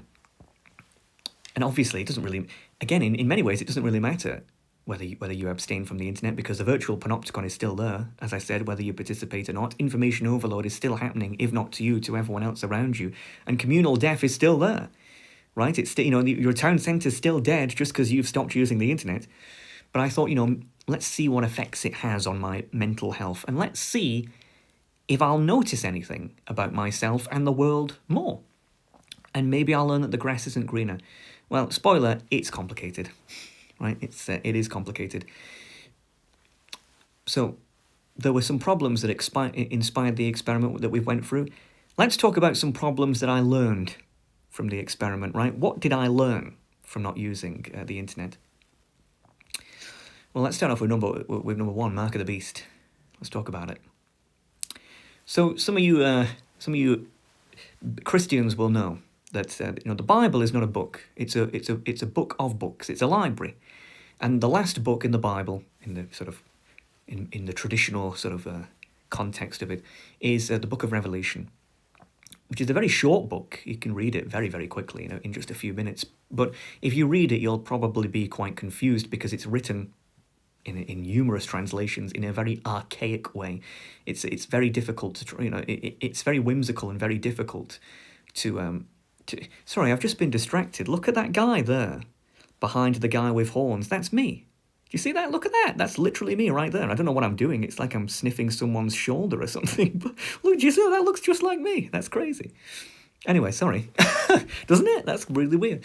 Anyway, the problem with the Book of Revelation is that it's really, really difficult to figure out what the hell it's on about, because it talks about very whimsical and phantasmal language, But the idea is, in the Book of Revelation, that there will come a time, the end times, right, where, humanity will turn against Christ, will turn against religion in general, and there'll be this figure called the Antichrist who will come down to earth, and he will essentially imitate Christ. He will imitate the divine, and he will do this through doing tricks, miracles, but they're false miracles, and he will sort of use magic and fool people, and people will start to worship the Antichrist as God, as if he was Christ, let's say, and people will follow him and sort of live by his society, and in the end, of course, the way, spoiler alert, spoiling the Bible, Jesus comes down.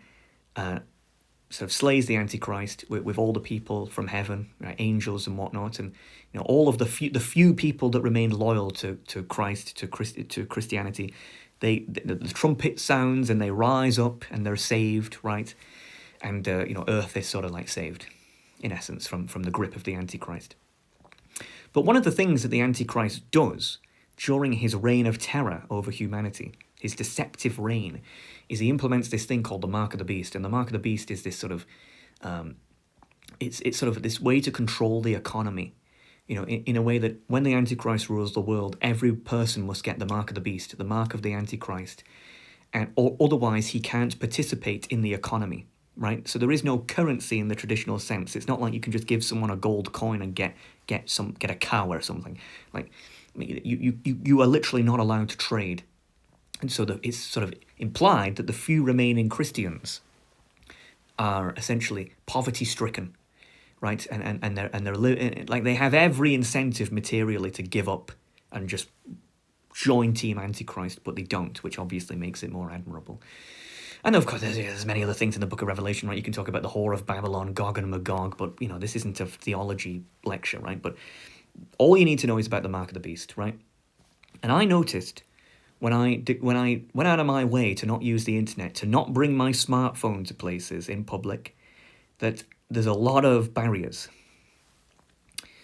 One of them is QR code menus, right? So there are some places where you'll go and there's no physical menu. You'd go in a restaurant, they give you a physical menu, it would have the prices, you'd order it. I would say like the vast majority of places don't have that anymore. Some of them have these terrible QR code menus where it's just assumed that you have an iPhone, you scan the QR code, and then the menu is on your phone. Now here's the thing. You might be like, well, what's the big deal? Well, it's a big deal because firstly, it assumes you have a smartphone, right? That's a pretty big deal. Secondly, the reason why the QR code menu exists in a lot of places is so they can update prices on the back end on the fly. If one dish is popular on this specific day, they raise the price of it, and then that reflects on their menu instantly. It saves them having to print out the menu every single time they want to change the price. If you wanted to do that, you'd have to have multiple menus, which is a pain. In order to change the price on demand, now you just update it on the back end on the website, right? You can have two people in a restaurant eating. One person comes in at 8 o'clock, another person comes in at 8:30, and the price at 8:30 for the same meal is different. That's what the QR code menu does. But it's a pain because again, not just for that, but it's one of those things that is less convenient, not more convenient. It's less convenient because it assumes that you have a smartphone, and it's less convenient for the customer because you're almost guaranteed to pay more for food. Right, so, and it's not only that, you can't, in a lot of these places, well, we'll get onto that. I was going to say you can't pay in cash, but we'll get onto that. Again, is this really that big of a deal? No, but if you don't have a smartphone, you're not eating, right? And this is another one, reserved cinema seating. Back in the day, you wanted to go to a cinema or a theatre, watch a new movie, you would just pay for the ticket, go in there, sit wherever you want. Oh, not anymore. Now, in some cinemas, you have reserved seating so people can reserve their seats. You can't just go in there and sit wherever you want. No, some guy has reserved this seat on a special app. And if you sit down there, they'll want to, they'll yell at you and say, hey, I reserved this seat, I paid, it's like, what, you reserved a seat, really? In some cinemas, you have to reserve your seat, I've heard. And so you can't even go in there and just buy a ticket. You're going to have to do some stupid app and pay on the internet, and only then can you be allowed into the great cinema. I heard in the UK, in some parts of the UK, there's been fights over this. People haven't understood what reserved seating is, and so some guy sat down in someone's reserved seat, thinks he's just being a douche, thinking, what are you talking about, reserved seat? This is my seat, I got here first. And then they have a fight over it, like the guy who reserved the seat and the guy who doesn't know about reserved seating. This is just an absolute nightmare. Like, can we not just go back to the days where you just went into a cinema on a whim, bought a ticket and sat wherever the hell you want? Do we really need this? Like, is this like, I understand this on an aeroplane. Do you really need this in a cinema? Like, is this really needed? Like, surely it's just first come, first serve anyway. I don't understand this. I don't understand this at all. Another one, parking apps. People who drive a lot tell me that when you park in some places, they won't let you pay in cash anymore. They expect you to have some stupid app that the owner of the car park uses, and you have to pay for parking through the app. And there's about 5,000 apps that you have to use, and they all use different ones because, of course, using one app that would be too easy. So your phone is filled with these millions of apps, and you have to figure out which app it is for the specific car park and join them and pay on them. And it's just a massive pain in the arse. Whereas before, when you could just pay with cash, it was much easier. It was universal. It was just simple.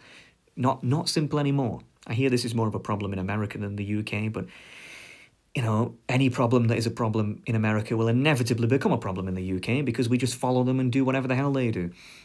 And lastly, as I was saying, we're moving towards a cashless society. I've seen a lot more people talk about this in the last few years, so I won't dwell on this too much. But the days of buying things on a whim, in cash, with cash, is long gone. Whenever I go into a store now, one of the first things I ask them is, can I pay in cash? And it's only about 25% of the time they say yes. Cash is being slowly phased out. You're not going to be able to buy things physically. Everything is going to be done digitally. The smartphone is going to be assumed. The internet presence is going to be assumed, even if you're in a physical place. And this reminds me of, well, before I go into that, again, going back to the Bible, the exact quote in Revelation was, and he shall causeth all, both small and great, rich and poor, free and bond, to receive a mark in their right hand or in their foreheads, and that no man might buy or sell, save he had the mark, or the name of the beast, or the number of his name. Now, to be clear, I am not legitimately saying that QR code menus are the mark of the beast, right? I'm not being that dramatic, but what I am saying is, isn't it interesting how these ancient religious texts, the Bible, that many people laugh at today and don't take seriously, isn't it interesting that these books noted that an antichrist type figure, an evil figure, the archetypal evil figure, will make it so that the economy is controlled through something that is assumed to be universal, but isn't, right? Such as, for example, the internet or the smartphone. And as I was saying, this reminds me of, there was a game I like called Deus Ex. I don't really like to reference fictional media when I'm trying to make a sociological point, but this is a good one. In Deus Ex, it's a game that was meant to be set in the future, and in the future, humans are all cyborgs, right? And we all have these cybernetics, and right, so you sort of have enhanced vision or enhanced hearing, and X-ray vision, and things like that, right? Like these cybernetic enhancements. I would make the argument that humans are already cyborgs, if you think about it, because the smartphone is essentially a cybernetic attachment. Just because it's not skin grafted into your wrist doesn't mean that we are not necessarily reliant on these technological augments, because we are. I mean, when it gets to the point where, in the 2030s, let's say, where cash is essentially non-existent and you have to have a smartphone to make a purchase, you're a cyborg, right? You have to be a cyborg to participate in the world economy. You have to be a cyborg to function, essentially. And the smartphone, just because it's not skin graft, as I said, just because you can hold it, that is still a form of cybernetic when it becomes mandatory. And I don't know why more people don't think about that. By the way, in some countries like Sweden, which I know a lot about, there are some people that have had sort of chips put into their hand or their wrist where they can sort of make a transaction, and these chips are obviously linked to some sort of, to some sort of database where you can make a purchase, right? They have that under their skin for convenience sake. Obviously, this isn't widespread. I'm not going to make out as if this is as widespread as a smartphone. It isn't, but it exists. Humans are already cyborgs. We're already, like, our physical presence is no longer enough. We now have this external, invisible internet that we are forced to use in order to just function in day-to-day life. And as I always say, when things start off to be convenient, they eventually become mandatory, right? And that's one of the the first things that I learned when I tried to minimize my internet usage, when I went outside without a smartphone and whatnot, it was that you can barely do anything anymore. So that was that was the mark of the beast. Next is fickle friends. So this is going to be a bit of a controversial one, I think. So I'm going to go on a bit of a tangent here, right? So I think that the properties that British people live in are genuinely not first world, and I really mean the working classes, right? The working classes and the underclasses, because a lot of working class people live in homes like this, right? Where you have terraced houses, where you have, it's just this big block of houses. They all share a wall, right? And you can see like their front doors are right next to each other. And, you in this picture alone, you've got what? You've got like 10 houses there. And, it baffles me that British people don't understand how bad our houses are. Like, if you go to Australia or America or Canada, they don't have houses like this, typically speaking. Maybe the older ones do. Like, maybe in Georgetown or something they have houses like this, I don't know. But they don't live, like, the average American doesn't live in a house like this. Like, if you look at American houses, even in deprived neighbourhoods, they don't share a wall, usually. They have big front gardens, big back gardens, a lot of privacy. Meanwhile, British people live like this. And I've lived in houses like this, growing up, and it's an absolute nightmare. And I want to tell you a bit of a story. So this was my bedroom in an old house of mine, right? So that's my bedroom, right? And my neighbour's bathroom shared a wall with me, right? So, but I want to stress something here, because this is one of the bad things about terraced houses, apart from the mould, it's the noise. All the other walls are made of brick, right? But the wall that we share together, right, with your neighbour, is not brick. It's like plasterboard. If you ran through it, you'd probably go through it, right? And because it's only plasterboard, because it's not brick, you can hear everything, right? And so, I want to tell you a little bit about my old neighbour, the guy whose bathroom it was. His name was Mango, and that's obviously not his real name. That's a nickname that I gave him. That's not him, by the way. That's a guy called Mel from a TV show, Benidorm. If you're British, I'm sure you might have watched it. Great show. But he looked like that. He looked just like that. He looked and dresses just like Mel from Benidorm. And he's like this old-fashioned guy, in his 70s, right? But, you're probably wondering, why do I call him Mango? Well, I'll tell you. My bedroom, obviously, was where my bed is, not particularly a surprise. But the problem is that my bed was positioned, it must have been positioned, next to his toilet, right? And so whenever, it could be 1 o'clock in the morning, 2 o'clock in the morning, Mango would just come into his bathroom, and he wouldn't just open his door like a normal person does. He would kick his bathroom door open. He did this every single time. He never opened his door. He kicked his door. And I know he kicked his door because I could hear the door bang against the wall, right? And then what he would do is he would walk up to his toilet and he would say, "Mango, Mango." Every single time, without fail, he did this ritual. Kick the door open, "Mango, Mango." And I would obviously be like, what? I'm trying to go to sleep, 1 o'clock, 2 o'clock in the morning, I've been woken up, "Mango, Mango." But then what he would do is he would say, "Hello, Mr. Shiter." He had a name for he talked to his toilet, this guy. He would go, "Hello, Mr. Shiter." And if he would go for a pee, he would go, "Are you thirsty, Mr. Shiter?" And then he would pee. And then he would go, "Drink up, thirsty." If he went for a crap, he would go, "Are you hungry, Mr. Shiter?" Eat this. And saying this out loud, it makes me sound like I'm making this up, like I'm just making up a story, to make people laugh. I swear this guy's real. I swear this is true. I wish I could prove it, but I swear this is true. If you know me, if you've ever, if you know me, you know that I'm telling you the truth about Mango. This is a real guy. And I used to say, like, what the hell's going on with this guy, right? Like, why is he talking to his toilet? Why is he slamming his doors? Why is he, like, what's going on? Like, it made me speechless. I'm speechless now thinking back about it, but I was even more speechless back then. And so I asked my folks, what's going on with this Mango guy, right? Like, who is this guy? And I was told, because they knew him, he's been divorced for decades, right? He lives on his own. He has no offspring, right? So he never gets any visits. He's an alcoholic, right? So he drinks way too much. He's borderline deaf, so he can't hear, right? And people who are deaf, when I say deaf, I don't mean like literally like you can't hear. I mean people who are like slightly deaf.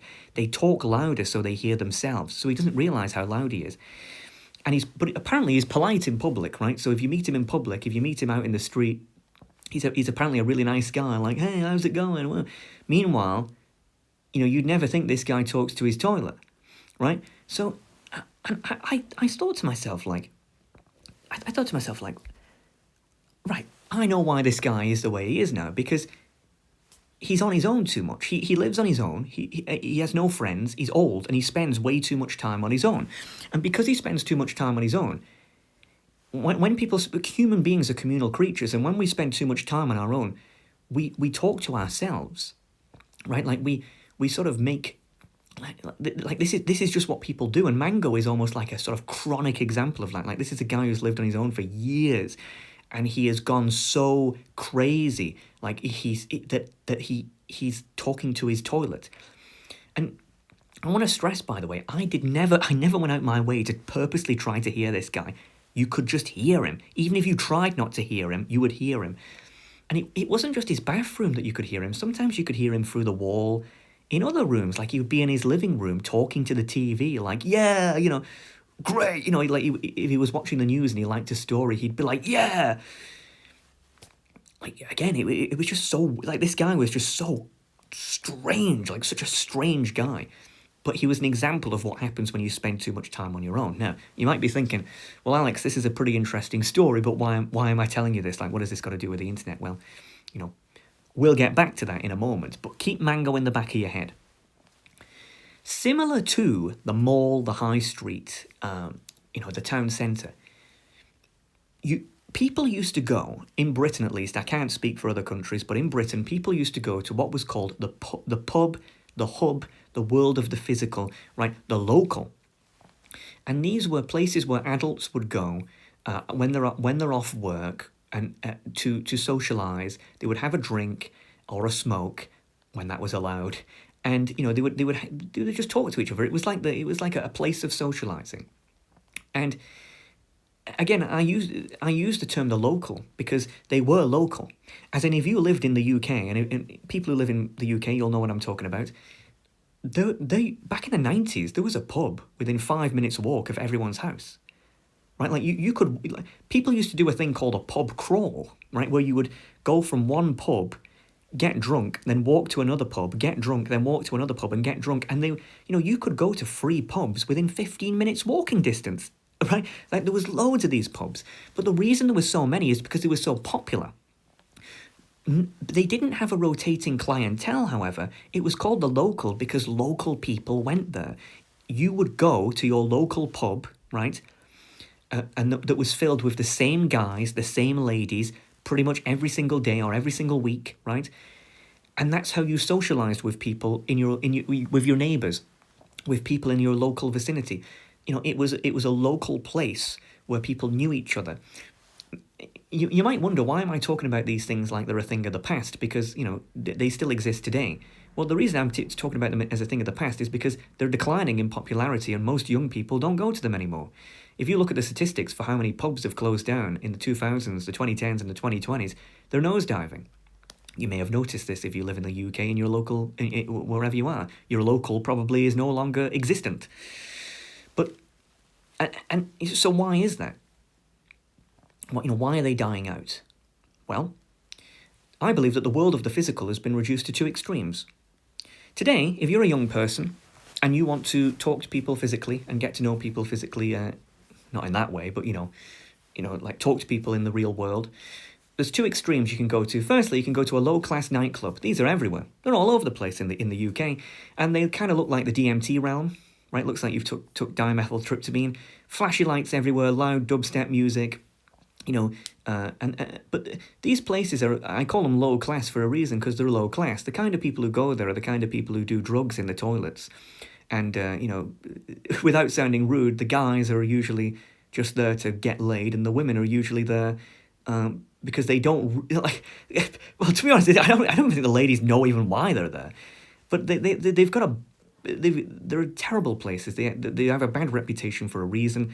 The music is often so loud that you can barely hear yourself think.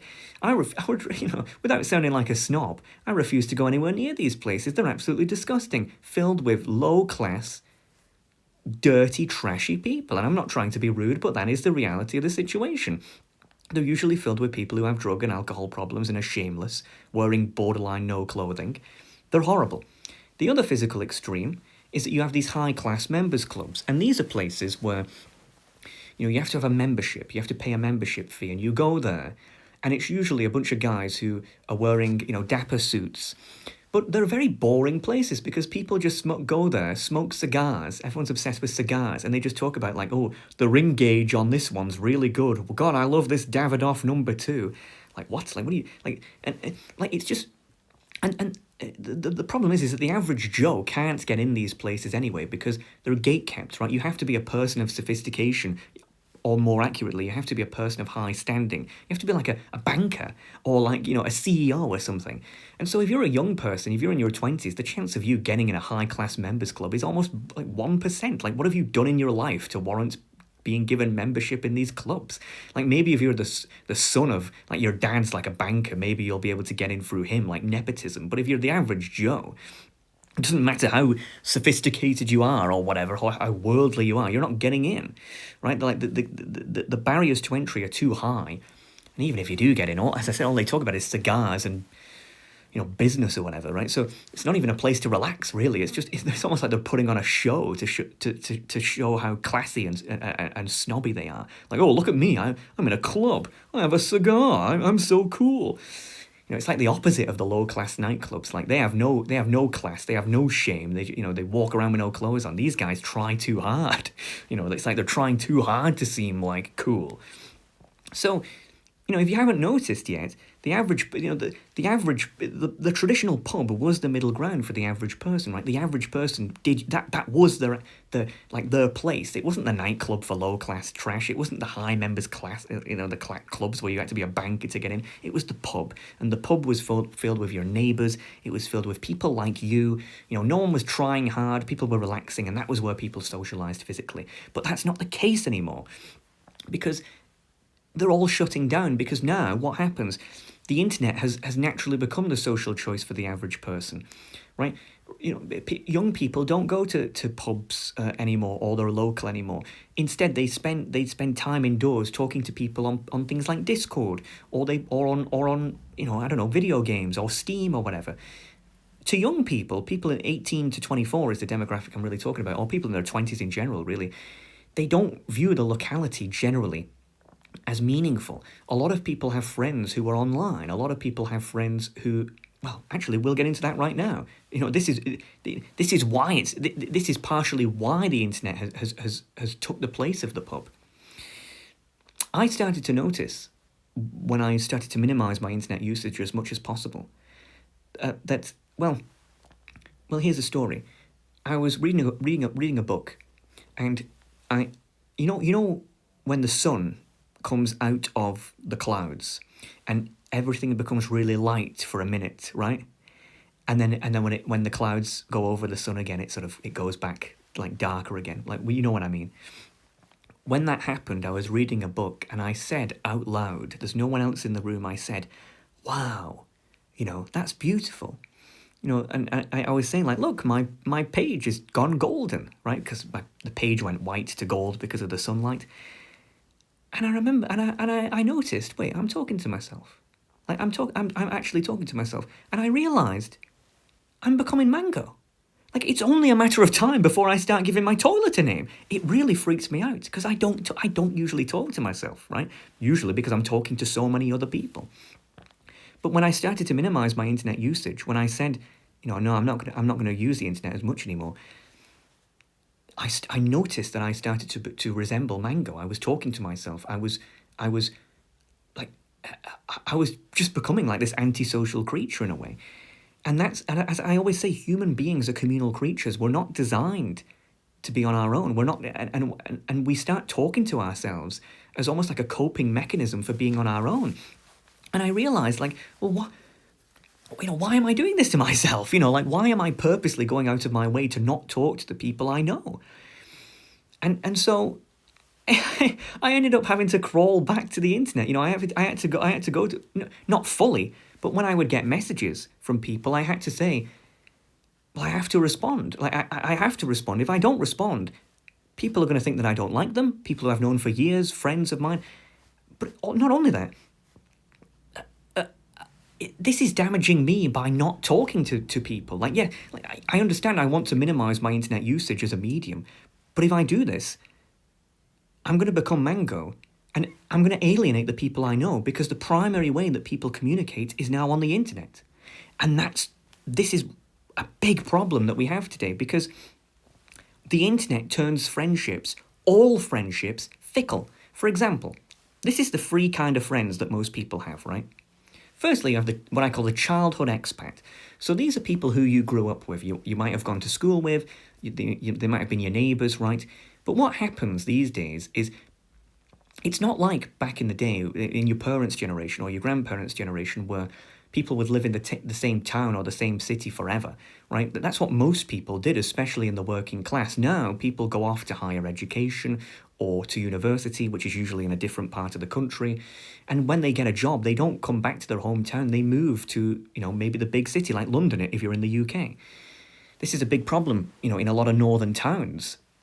If you study the demographics of people in northern towns, the north of England is much more deprived than London.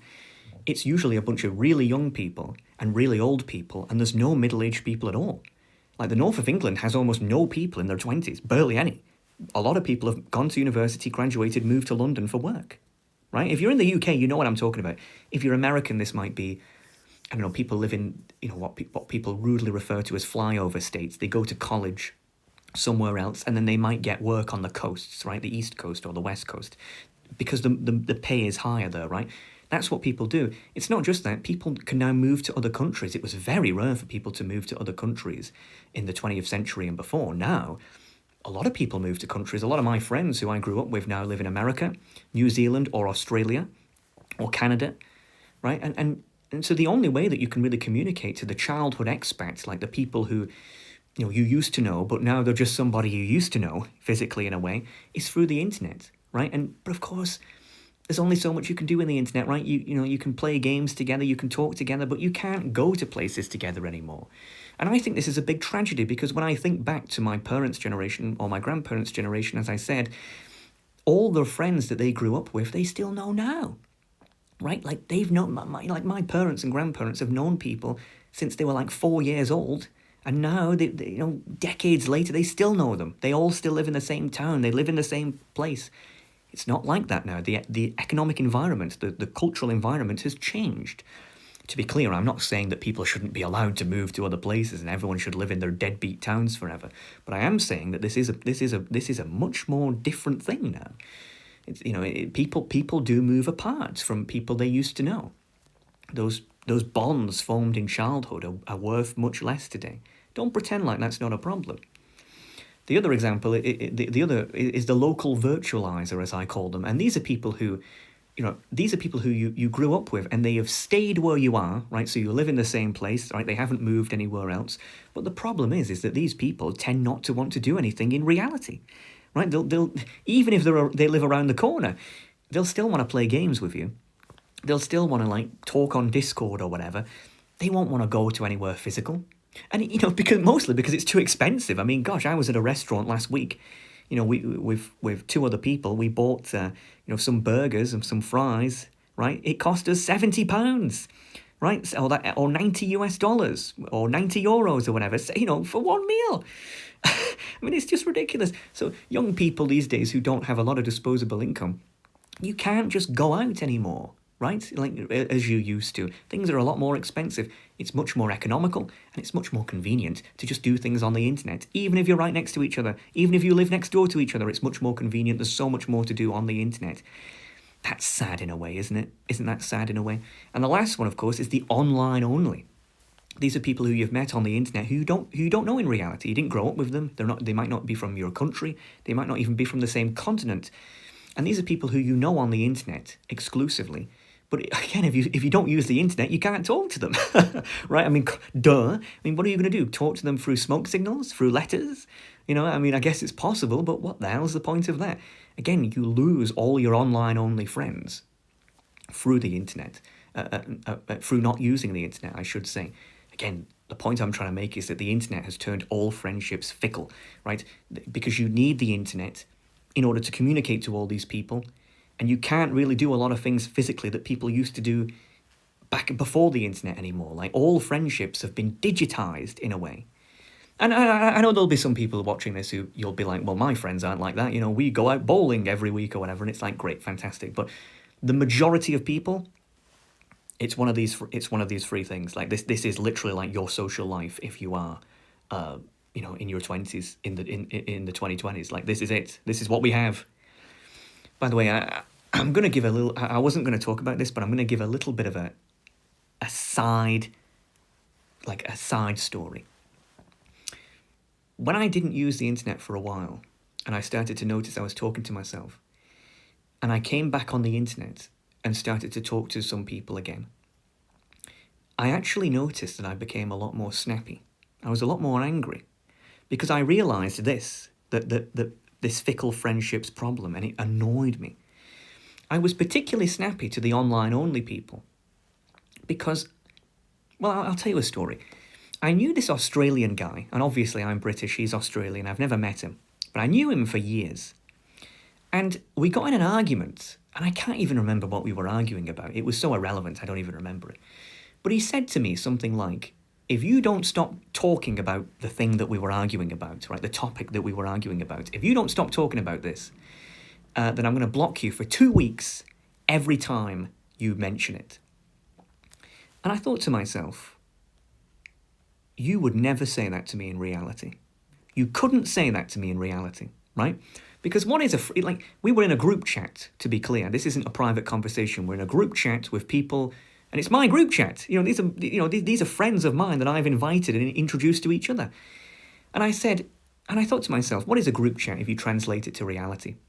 It's a group of friends going bowling, being in the car with each other, going to the park with each other, right? That's what the group chat is if you translate it to reality.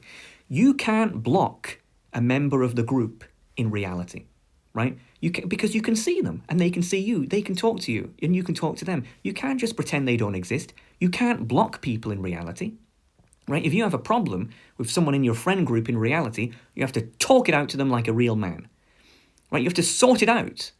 And if you can't sort it out, then you leave the friend group, or you convince the friend group to ditch the person who you have a problem with.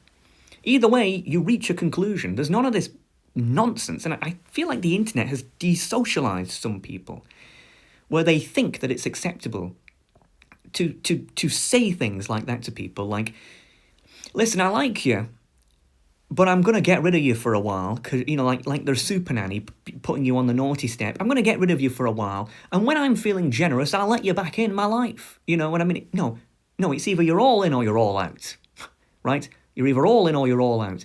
And I feel like the internet has taught people it's desocialized people.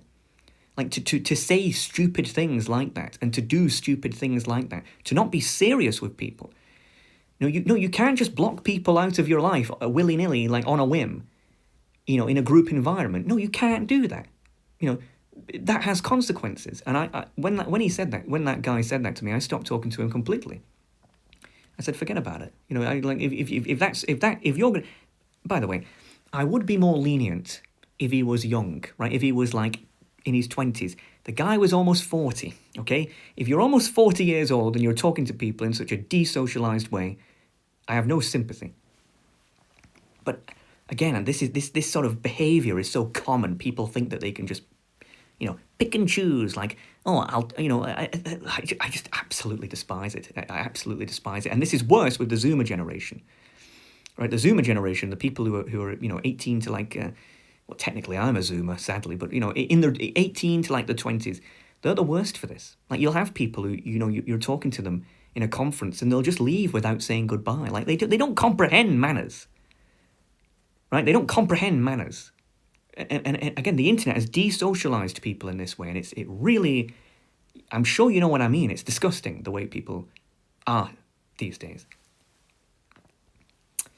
And you'll remember earlier when I said sometimes less is more doesn't just apply to media, right? But like when we were talking about communal death, it applies to courting. Well, I thought about this. Only royalty used to court internationally, right, throughout history. Like, you'd have like Elizabeth I, who would be charmed by like French dukes or whatever who wanted to become the king, and like royal families always used to intermix, right? Like the Spanish and the British and the French and all that. All the royal families would like marry off to each other, right? Whereas now, even I do, right? And this is really crazy. I think back to like all the women who I've ever been in a relationship with. And I'm not talking fake online relationships. I'm talking like real physical relationships. Have all been foreign women. Women who I've met on the internet and have then, met me in reality. Like, they'll fly to the UK and we meet each other and they'll, stay with me. Like that, all my romantic affiliations with women have been through the internet and have been met through the internet. And I feel like, isn't that strange? Like, Isn't that? And this isn't just true for me. It's true for like every guy I know is in a relationship with a woman who was originally from another country, and he's either moved to that country or they've moved to theirs. Like, this is exceptionally common. I think that's so weird because, like, there's so many women. Like, wherever you are, there's so many women. I'm talking from a man's perspective here, obviously, but everything I'm saying also applies to women in reverse as well, right? But if you're a man, there's so many women where you are in your local, like, vicinity, right? And yet, what's the check? And yet, many people end up with a woman who lives like hundreds of miles away. You know, like, isn't that weird? Like, isn't that strange? How like the social bonds locally have been destroyed so much that like we now meet people online and engage in relationships with people from other countries, and then they have to move to your country or vice versa. Like, isn't that weird? Like, isn't that mind blowing? Like, if you would have told your parents or your grandparents' generation, like that, like, they wouldn't have believed you. They would have said, like, what? Like, it was so rare for people to do that. Like back in the day, like, people used to just marry like someone they knew from college or something. You know what I mean? Like, people didn't used to marry or be in relationships with people from other countries and have to arrange all that stuff. Like, this is a totally new development, right? I'll tell you a story. I knew a guy. He was a YouTuber, actually. He was a British guy from Newcastle, which is really, you know, you think I'm northern, they're really northern. And he fell in love with an American woman that he met at a convention, a gaming convention in the United States. And if you don't know, getting an American visa, like a green card or a citizenship, if you're married to an American, is not easy. It's not like you just marry them and then you're in. It's bloody difficult. Even for British people, which is a developed country. Well, we used to be, right? But it was, and so this guy, when he married the American woman, he wanted to live in America with her. He wanted her, you know, they didn't want to live in Britain. Don't blame them. But it took him like 5 years to get all the necessary paperwork and whatnot after getting married, just to move to the United States. I know a guy in Australia, a British guy married to an Australian woman. He's been there for like 5 years. He's still not a citizen, right? And they're married. It's, you know, they have to pay like tens of thousands to get their citizenship. And I think to myself, like, the world hasn't caught up to this yet, right? Like, the bureaucracy, the government bureaucracy hasn't caught up to the fact that a lot of young people in their 20s are actually meeting their partners from other countries via the internet, or have moved to other countries on like work holidays and have met their partners there. You know, I'm not one to you know, loosen up immigration controls, but I will make an exception for people who are married to a native citizen. It is ridiculous what people have to go through, the hoops that people have to go through for a genuine marriage to get in to another country. The British guy who was in a relationship with the American woman, he finally got citizenship after 5 years, and then guess what happened to him? He got diagnosed with cancer, and he died not long later. In fact, I think for the duration of their relationship, I think he was in the UK and they were separated via long distance more than they lived together in person. Isn't that sad? Like, again, the bureaucracy and the government hasn't caught up to this yet. But this is how the world is going to be for the foreseeable future. And it's very complicated. It's very complicated. Which brings us on to the last thing that I learned, which was persona masks. So let's talk about that. If you study European history, you'll find that people, particularly the aristocracy, the nobility, used to celebrate these. They used to go to these things called masquerade balls. Squid Game kind of alludes to this in season 1 and season 3, where the VIPs are shown, right? Squid Game, sort of, you know, where they wear the masks. And the idea of a masquerade ball was that you would masquerade, of course. You would wear a mask, usually a full face, but sometimes a half mask, and you would dress up, and you would essentially pretend to be, well, you'd be a stranger, right? This wasn't always the case. Sometimes people knew who you were, and people were just dressing up. But a lot of the times, these balls were for people in stressful jobs or the aristocracy to let their hair down and take it easy, pretend to be someone else, be a stranger, and go wild a little bit. And these parties had a little bit of a raunchy reputation, as you might imagine. I believe the Catholic Church used to sort of say, no, don't have these parties, you know, they're bad. right? They're the Christian version of haram, right? Like because people would get drunk and they would act decadent and they would have intercourse, right? People would just kind of go crazy because for they lived these stressful lives where they had titles and they had to sort of be someone. They're like they had to be someone. Whereas for this one party, they can just be someone else, act like someone else, let their hair down, right? And I think that the internet can be described as one great masquerade ball if you really think about it. And I've noticed that men and women masquerade differently on the internet, right? So let's go into this. I think that men masquerade to be their true self in the sense that I feel like a lot of men in reality feel like they're shy or they feel like they can't show who they really are in reality, either because it's socially unacceptable or they're scared or whatever. And so men use the internet as sort of an outlet to let out their true thoughts, their true beliefs, to be who they really are. I feel like a lot of men spend every day wearing a mask, masquerading to be someone else, and the internet lets them be their true self. And so you'll browse social media and you'll come across people like this. I love Mustache Man 1488, who is like the most racist man alive, right? Like he'll have like a profile picture of like Pepe the Frog or a Wojak or something like that, and you'll look at his Twitter or whatever, and all his tweets will just be like how much he hates minorities or something like that. You know what I mean? And right, here's the thing. I am not saying that people shouldn't be allowed to be anonymous on the internet. I'm not saying that. I believe in freedom of speech. Even if people are rude and hateful, I believe in freedom of speech. Even if people are rude and hateful to me, I believe that they should be allowed to do that. Obviously, there's lines to be crossed, right? Like you can't be going around giving people death threats, right? But I don't I don't mind people being rude on the internet. I think people should be allowed to be rude. I very much agree with the Americans on that front. And I think people should be allowed to be anonymous on the internet because people, people might get fired for their political beliefs or whatever, right? Like discriminate against for their political beliefs. People might say, well, you should be, depending on your political beliefs, and I understand that point of view as well. But I want to stress this.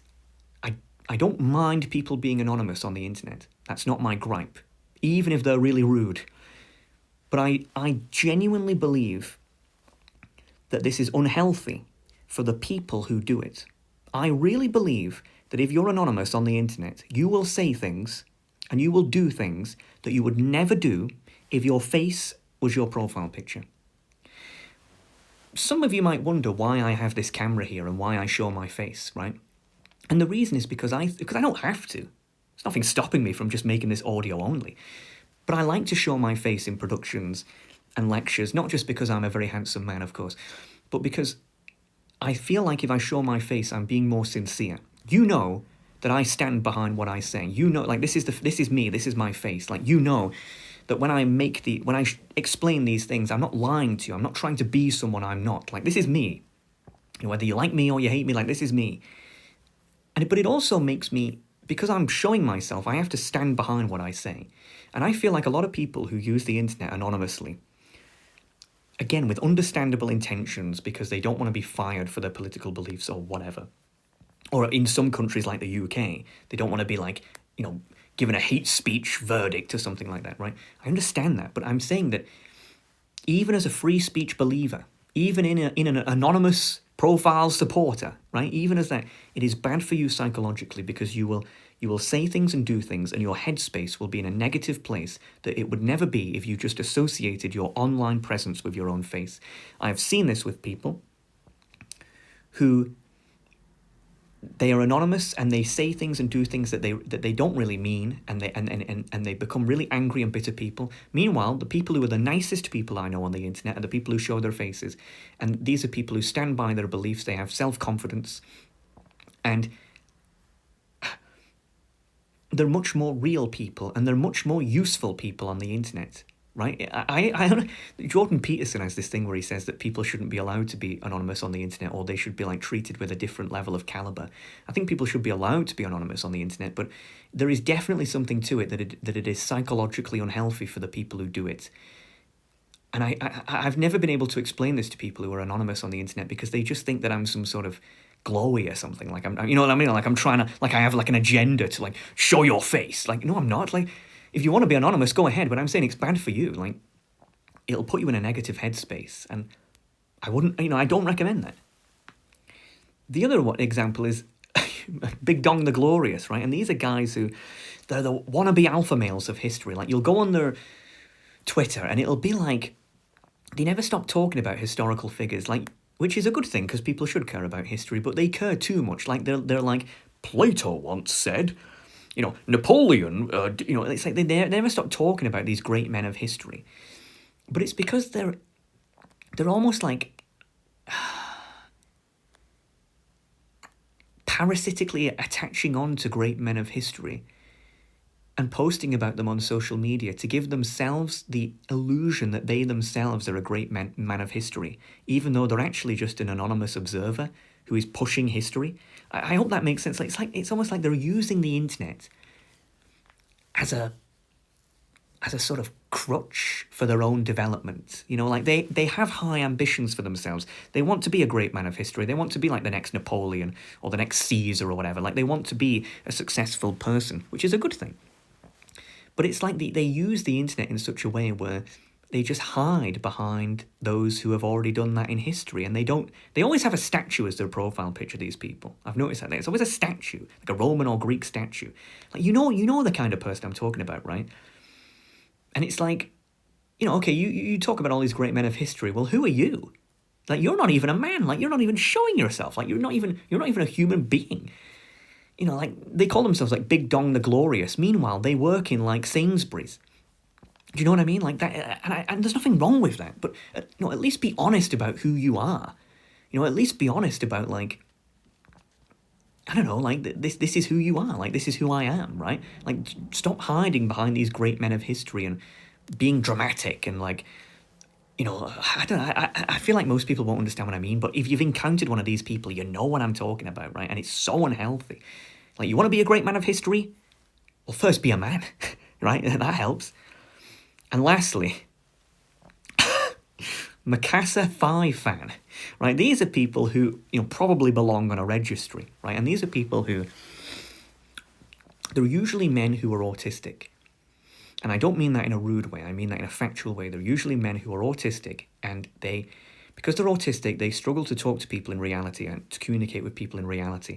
And autistic people find it much easier to communicate with people on the internet, because on the internet you can use text, and you don't, text, you can think about it a lot more. If you're talking, you have to like be in the moment, and that's a lot of pressure, and they can fold under that pressure. And so they like text, but they also, autistic people, especially women actually, I'm using a man as an example here, but women, they can sort of they live in fantasy worlds in a way, like they live in video game universes or anime, and they sort of like, I don't really know how to describe it properly.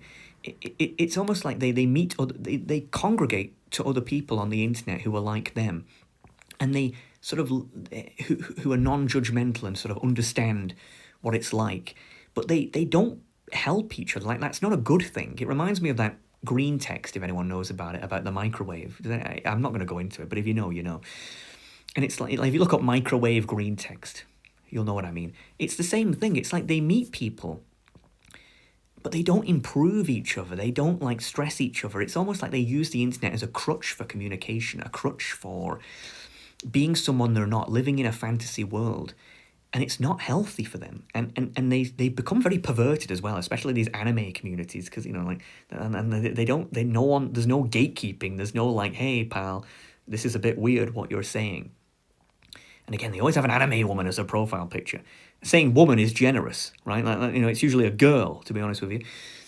But yeah, it's they're very, this isn't healthy either. Like, I feel like if you struggle to communicate with people in reality, the normies, keep trying. You should keep struggling, keep trying. And rather than, living in these fantasy worlds amongst other people, right? Like who are just like that. I hope that makes sense. I hope that doesn't sound rude. But that is the case, right? That I've noticed with these people. So men masquerade to be someone who they really are, but I find women masquerade to be someone they're not. Right? Let me explain what I mean by this. So there's this app called Instagram, right? I've never used it actually, but I know what it is. It's like where people upload photographs that they've taken, usually of themselves. And I found this subreddit. There are some good things that Reddit it can be used for, shockingly. And it's a subreddit designed to expose edited photos and showing the truth behind them.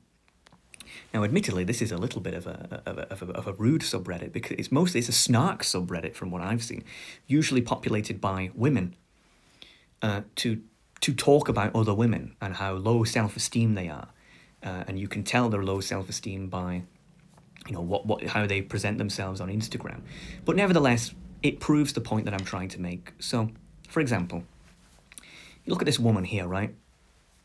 Beautiful woman, right? Like she looks stunning. Like I think every guy, if that's how your girlfriend looked, you'd be happy about that, wouldn't you? A beautiful woman, very, just fantastic, right? But if you look carefully at this woman, you can she's almost a little bit too good to be true, right? Like her, she, very smooth skin, almost perfect symmetry. Like this. Obviously, this has been touched up by an AI, right? This is obviously an AI-enhanced image. So what does this woman really look like? What is her Instagram reality, let's say? Well, that's the woman. Now, this is what I call aging reversal. Now, to be clear, I don't think this woman was actually on Instagram. To be honest with you, but nevertheless, this is I notice this a lot in older women. Women obviously care a lot more about their cosmetics because they know that men judge them primarily on their cosmetics. And aging for women obviously is a terrible thing. Like there's a reason why the makeup industry is a multi-billion-dollar industry around the world, primarily for women. Getting rid of wrinkles and making your hair thicker and all that stuff. Women don't like to age, and it's understandable why, But I find that a lot of women use technology to sort of masquerade the fact that they're aging and to masquerade the fact that, like, I don't want to call it, you know what I mean, right? Like, I don't want to be rude. I feel rude talking about this, but it is a problem. Like, this is a problem I've noticed with particularly older women. Even in my family, I've noticed this. Like, they'll use all these filters or AI or whatever to sort of present themselves as they were when they were in their 20s. I'm sure this woman was very beautiful when she was in her 20s or whatever, right? But, I feel like it's very unhealthy psychologically. I feel like if you're aging, well, tough, you have to accept it. Like, you have to accept the fact that, okay, you're not the latest model anymore, but that's fine. Like, you should, if you're a woman in your 50s, I'm sure you have a husband by now, right? I'm sure you have a family by now. Like, relax a little bit, like it's fine to age. It's fine to have wrinkles. It's fine to have grey hair. But a lot of women, they can't let go of their past self. Like they'll look at photos of themselves when they were 20 and be like, whoa, like, oh God, I wish I looked like this. I'm just going to pretend I look like this. I'm going to present myself like this. It's just very strange. Another thing that I've noticed is this, right? So you look at this image, right, and you go, what the hell is going on here? Because this obviously is not a real person, right? Like, the skin, there's no neck in this. Like, the skin has been so smoothed over that you can't even differentiate a neck. It looks like a Barbie doll. Like, it looks like like literally plastic. But this is an image that someone has edited using filters, I assume, or whatever, of themselves, right? So the question is then, well, what do they look like without the filters, right? Well, again, I feel rude showing these, right? I feel like, I promise you, I don't have like a sadistic streak in me where I'm like, haha, look at these people. But it is shocking, right? Like, it is shocking. And this is what I call the total transformation, right? Like, I've noticed so many women, and it's not necessarily the women's fault, I have to be honest, but there's so many women, they're insecure in their appearance. And even if they're not ugly, even if they just look like an average woman, but when they post their photos online, they have to add the makeup, the filters, and all these other things that they think makes them look beautiful, even though it doesn't. Like, I don't know any man who would look at the image on the left and go, that's my dream woman. Like, I don't understand this. No man understands this.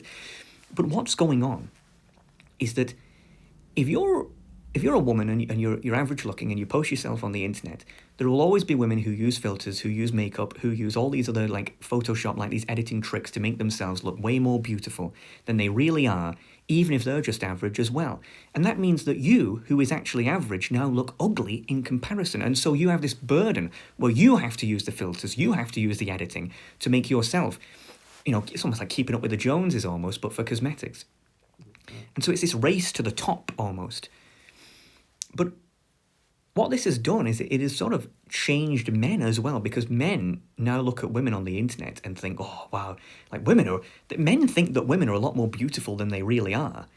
When in reality, there's an entire show, an entire technology, an entire industry behind these sorts of edits, right? And it's very, I feel like a lot of men, like our standards for how women look, without sounding like some sort of male feminist or something, but it is true, like our standards for women have increased rapidly. But that's because of what women are doing to themselves. Like if you're a woman and you feel like you have to show yourself on the internet with a million filters and a million makeup and whatnot, and you have to be perfect, men will get used to that as being normal. So don't be surprised if when, you don't have makeup and you've just got up in the morning and your hair's all frizzy, men think you're ugly as hell. Because, like, you've changed the standards of what men think. Does that make sense? But that's what I've noticed. Here's another one. If you look at this, like, this was apparently an Instagram influencer, I think. Like, the left is how she, like, photoshops herself, and the right is her in reality, right? And it's like, this is like, if you didn't see the edited version, if you just saw her without the edit, you would think that she was a totally normal-looking woman. But when you see the edit and then you see how she looks in reality, she looks uglier than she really is. If you look back at photos of women before the internet, like the 1960s, for example, like they look like very normal, like very average. Like they didn't do things like this makeup obsession, this like editing obsession, mostly because the market didn't exist and the technology didn't exist. But they were still happy and men were happy with them. But, it's this self-enforcing reality distortion cycle where, everyone else is making themselves look good, so I have to make myself look good. If I don't make myself look good, then even if I'm average, I'm now ugly. And if I'm ugly, then I'm really ugly, right? I often think, like, if I had a daughter, oh God, I don't know how I would raise them to like, avoid this kind of thing on the internet. Like, because I don't know. I don't know. I don't know where I'd have to begin with this. But I would feel really sad if I had a daughter and they grew up to be an adult and they were posting photos of themselves, like, with filters. And, makeup is okay to an extent, but if they constantly feel like they have to wear makeup or whatever, like, to keep up with all the others, I'd be like, Christ, I don't know, I feel like I'd failed in a way, like, I'd failed them in a way. Does that make sense? I don't know. But it's a big problem. And so, that's women masquerading to be someone they're not. Men masquerade to be someone who men don't masquerade. Men use the internet to be who they are and masquerade a sort of anonymous identity of who they really are, their real character. Women masquerade to be this sort of perfect, this model character, this like, look at me, look at how beautiful I am, and, give me attention. And in reality, they actually have a lack of self-esteem, and it's really upsetting. But that's not the only personas that I've noticed. It's not just men and women, blah, blah, blah. It's also what I call cohabitation of ages. And I think this is one of the biggest problems on the internet. And to give you an idea, let's say I told you there's a 40-year-old man and a 41-year-old man. They're on the left, right? And they're with a 15-year-old guy in a bar, right? What would your reaction to that be? Well, you'd probably say, well, maybe that's like his dad and his uncle or something, right? Like, no need to panic, right? Okay, that makes sense. What if I told you they're not related? No, they're all friends, apparently. Right, well, instantly, right, you would go, right, alarm bells, that's not good. These guys are predators, right? What do you mean you have a friend who's that young? Like, no, this is unacceptable, right? Like, all of us would instantly say, no, this is wrong. But, if you really think about it, this is how the internet works, right? Like everywhere, like whether it's in terms of comments on YouTube, or as I'm explaining here, Discord servers. For example, I had a Discord server a few years ago, It was called House Hexagon, right? And it had hundreds of members. But what I used to do is, I used to say, the first thing that happened when you joined the server is I used to say, how old are you? And you would press green if you were 18 or over, and you would press red if you were under 18. If you pressed green, a robot would automatically let you in. If you pressed red, you were automatically banned. You weren't allowed in. And I took this very seriously. And the reason is because firstly, I only want to be around adult company, obviously. But I also think that young people should not be allowed in spaces where adults are. I don't think young people should be allowed in the same places where adults are on the internet, in the same way that we wouldn't, in the same way that the pub example is bad.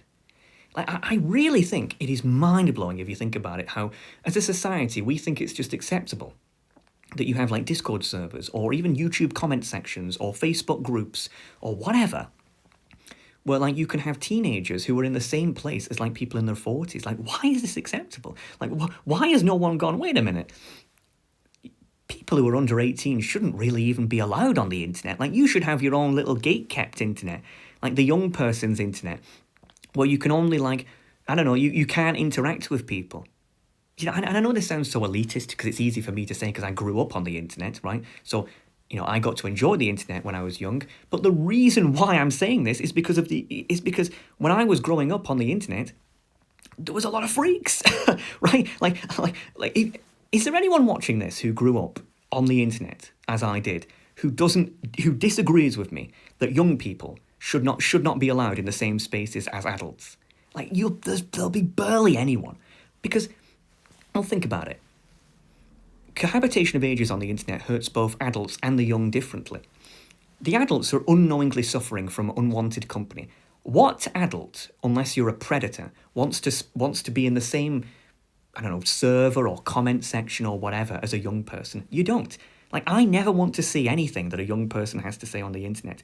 I don't, like, because they have no life experience, they're not intelligent, right? And they're usually very rude. I don't want to talk to these people, and I don't want to know these people, and I never want to have to read anything that they say. And I'm sorry if that sounds rude, but it's true, right? I only want to talk and hear to adults, right? And so it lowers the quality of conversation. It lowers everything. Like, the internet is just terrible. If you removed all young people from using the internet would go up in quality so much. Like, the quality of discussion would be so much better.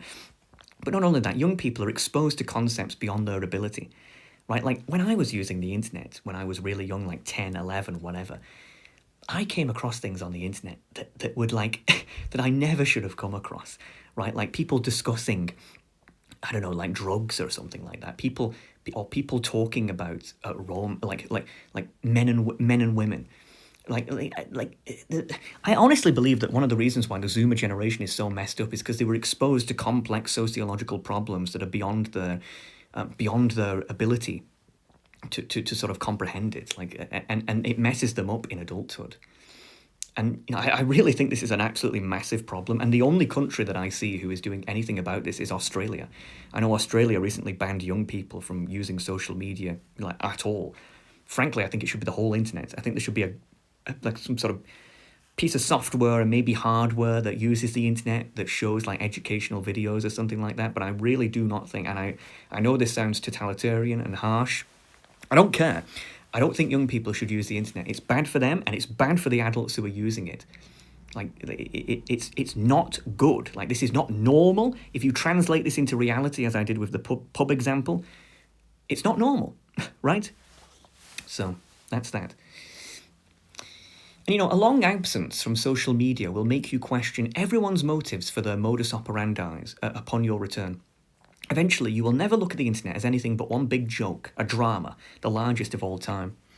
So, I had a day where for the last few months, I haven't used Reddit, watched any YouTube videos, or Twitter, Facebook, or any of that, right? But for one day, I decided to use Twitter, right? Because I thought, I've not used it for a few months. Let's give it a try.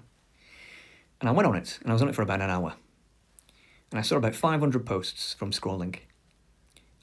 Out of the 500 posts, I only liked about 2 of them. which I think was one about J.D. Vance becoming the Vice President of America. And I like that story because he was raised by a single mother, and I think that's quite inspirational to see someone from a humble background rise to such a prominent position, especially in America. And the other one was about, I think someone said, Britain resembles a war zone. Right? Like I thought that was good. But then all the other posts, all the other 498 posts or whatever, was just garbage. It was just like when you don't use social media and then you come back, you notice just again like people using like online personas to give themselves a feeling of interaction and feel like they're doing something with their lives. People pretending to be someone they're not, like more beautiful than they're not, or more courageous than people are just not real on the internet. That's one of the reasons why a lot of people ask me, why have I started doing lectures, live lectures, a lot more than, say, productions? And I'll tell you why. It's because they're more real. I think this is why people like podcasts a lot more than like traditional media, like editing, because it's more real, it's more raw. Like, I couldn't possibly pretend to be someone else, for such a long amount of time. Like, this is me. Like, this is who I am. If you talk to me, you know this is who I am. I'm not like reading a script that I've written, like, and presenting it behind like a green screen or whatever, right? Like, no, it's more real, it's more raw. And people actually prefer that, even though it's much less effort on my end, in a way, people prefer it. And, it's, when you don't use social media for a long time and you go back to it, you see through it like glass. You just say like, when you read a post, you don't take the post at face value. You start to ask, why are they making this post? What's their motivation for this post? Who are they trying to present themselves as? And what do they gain from it? And you'll realise that most of the internet on social media is just attention-seeking, just people using the internet as a sewer to release their waste into, and it's just total garbage, really. It is.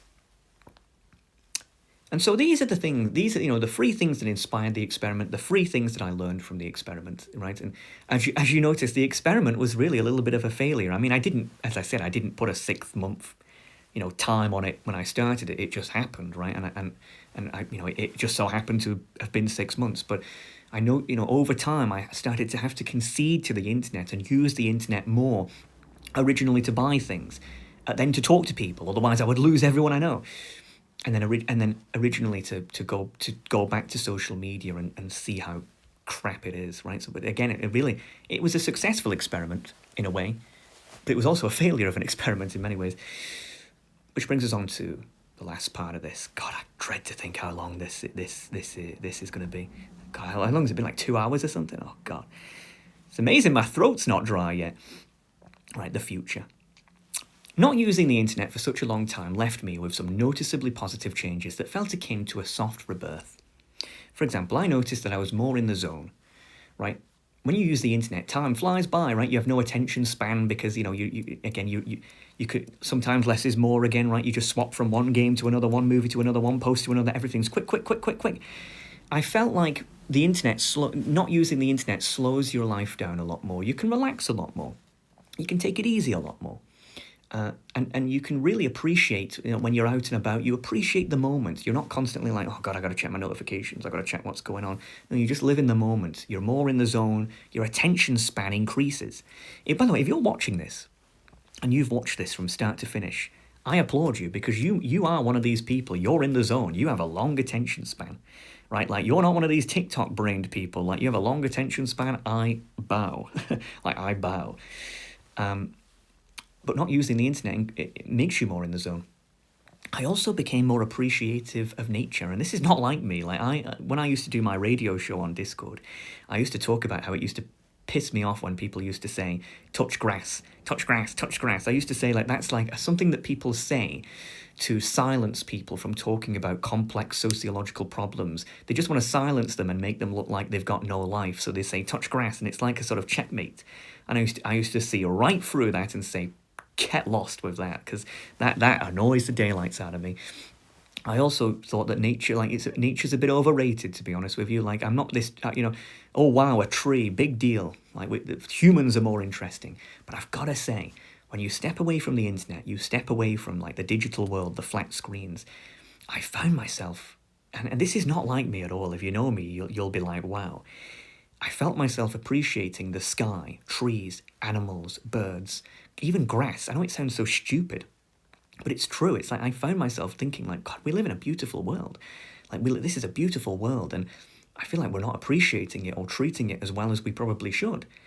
And again, that's really not like me at all to say. I mean, I really believe that, and I found myself researching trees and like herbalism and flowers, and this is, again, it's just not like me at all. But it's true. It really did. The internet did that. Not using the internet made me more appreciative of reality.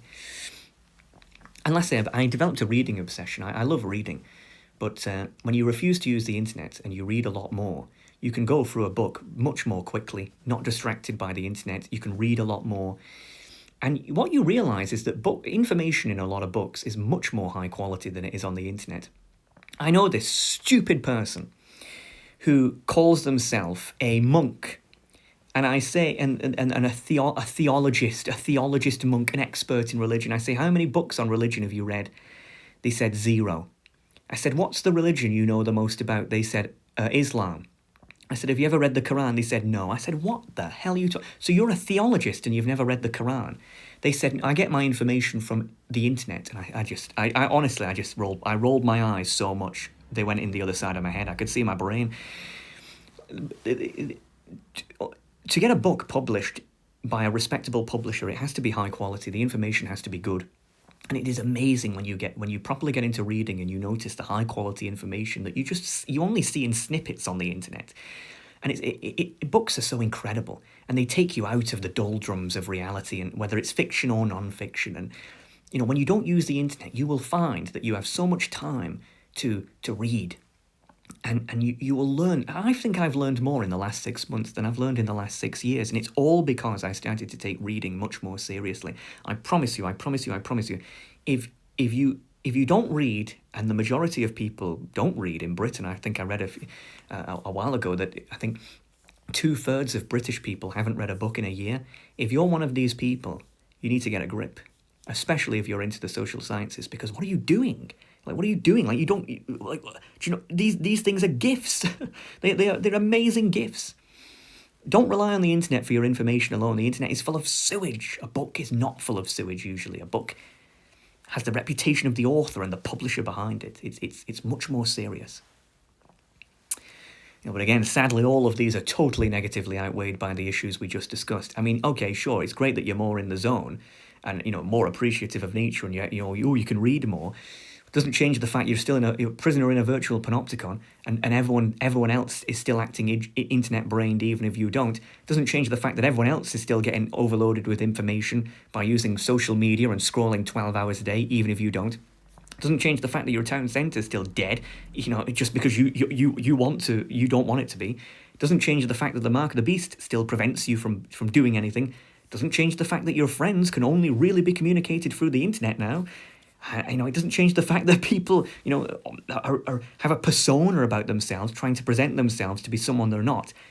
It doesn't change any of these things. This is the world we live in today. And it makes me so sad. But here's the thing, I do remain optimistic. I'll explain why using a bit of a strange gaming metaphor. Back in 2007, Nintendo released a console called the Wii, I'm sure you remember it, and it sold over 100 million units. It was a huge hit, a huge success, people loved it. But then in 2012, just a few years later, they released the Wii U, and that was a massive flop. It only sold 20 million units. It's repeatedly referenced as a failure of a console, right? People make fun of it, like the Wii U, right? And it failed for numerous reasons. But then, again, a few years later, they released the Switch, and the Switch has sold, 120 million units. It's a huge success. Everyone has a Switch, right? And it's got some fantastic games on there. And, Nintendo, which, during the Wii U era, people were saying they might go bankrupt, right? They might sell to Microsoft on all this crap, or put their games on other consoles, right? Go the way of Sega. Now, no one questions the dominance of Nintendo. Nintendo is a serious player in the gaming industry. And I sometimes wonder, are we here? Are we in our Wii U era with the internet, right? Because maybe the family computer was the Wii, the revolution that everyone got and everyone went crazy with. And the Wii U is like the smartphone. It's like this sort of like bad building that went after it, right? And maybe in the future we'll have our Switch, right? Our sort of Switch, like for the internet, like the real good times, like even better than the original revolution. You know, the concept perfected. And you know, what form will that take, though? I mean, maybe, you know, if you're techno-optimistic, you might say, we can find ways to eliminate our current social ailments while retaining the benefits of technology. So all the things that we've talked about might go away. You know, I often talked about, like last year, the Vision Pro, like the Apple Vision Pro, and people poo-pooed me for this. And they poo-poo me even more now because they say, well, the product flopped. It only sold, a few hundred thousand or whatever. And I think, like, wow, really? A product that costs $3,500 only sold a few 100,000? I mean, that's quite an achievement in of itself, I think. You know, but I think that the internet could potentially be improved by VR and AR. Maybe the internet could become more personable. Like maybe rather than viewing things on a flat screen, we can view things in rooms. Like rather than browsing Amazon on a flat page, you can walk around like an Amazon store, if you would. I don't know.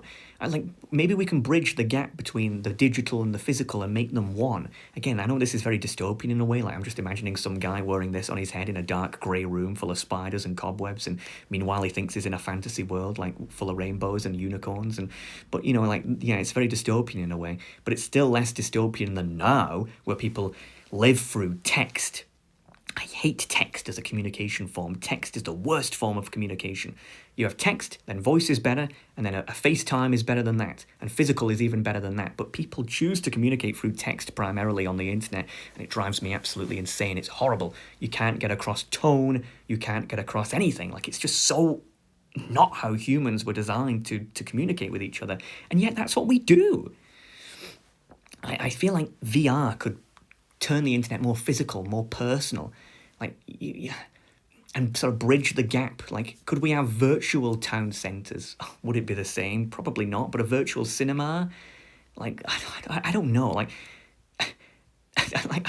but you know what I mean, right? Like, maybe this is where the internet is headed. And I know it sounds very dystopian, but it's still better than what we've got now. Or maybe if you're more of a techno-pessimistic person, which I think I am, well, you might just think then that our current social ailments will always be tied directly to the benefits of technology, and thus to eliminate the former, we must forgo the latter. Again, it's City 95 again. Maybe the internet was a mistake. Maybe inventing this has corrupted humanity, and we can unless we get rid of this completely and isolate from it, we can never go back to the way we were. Our technology has evolved quicker than we've evolved. We're becoming freaks of nature. We're becoming, maybe this is like the answer to the Fermi paradox. Maybe this is why you don't see anyone in space. The civilization just dies out. People don't have intercourse. People don't breed. Society collapses, and it's all because of the internet. We're too interconnected. We have an ability that we were never meant to have, and maybe the solution to that is places like City 95. Or maybe you could have a hybrid where people live in the real world for 6 months a year, but then people live in an internet-free city for 6 months, and God knows what kind of a government you would have to you'd have to have someone like me in government and clones of me to make that a thing. And, maybe people can work for 6 months and then live in like, I don't know, like live in like a human city like this for 6 months. I don't know, but nevertheless, I do think we are in our Wii U era. I think this will be remembered. The early 21st century will be remembered as a transitional period from the revolutionary family computer technology we will learn how to use the internet healthily. We will either by limits or by advancements. Like, we will fix all these problems that I've spoken about. I'm almost certain of that. And so the ultimate message I have for you to end this long lecture off is, do not despair. Don't despair. I am certain that by the end of the 21st century, which is within our lifetimes if you're a young person, humans en masse will have not just recognised the issues spoken about here, but will also have pursued paths to fix them. Again, this is a transition period of learning. I'm certain of that. I'm so certain of that. And if you're watching this, and you feel isolated by the internet, you feel sad, you feel like you're a loser, you feel like your life isn't going well, let me tell you something. It might not be you, it might be the times you live in, it might be because you live in a transitional period. It's a stressful time, especially to be a young person now, to be in your 20s now. The way that the old world, the way that things have worked for centuries, no longer works in that way anymore. And it's not just you. You know the old quote, it's not just, it's not you, it's me. Well, it's not you, it's the internet. You live in a freaky time. And if you are a freak, well, it's a miracle. It would be a miracle if you weren't. So I would say, if you're stressed about your life, if you feel disillusioned, relax, take it easy, because it's not just you. It's the times we live in today, right? It's the times we live in today. There's so many problems, and our feeble human brains haven't evolved yet. And if you're a Zoomer, you're on the cutting edge. Like, your parents didn't have to put up with this for the most part. Your grandparents definitely didn't. You're on the cutting edge. Like, we're a social experiment. You want to talk about me doing a hexperiment? You're in a social experiment right now. This is it, the internet. You're living it, lady. Like, you're living it. You're living in the internet. Like, this is our experiment.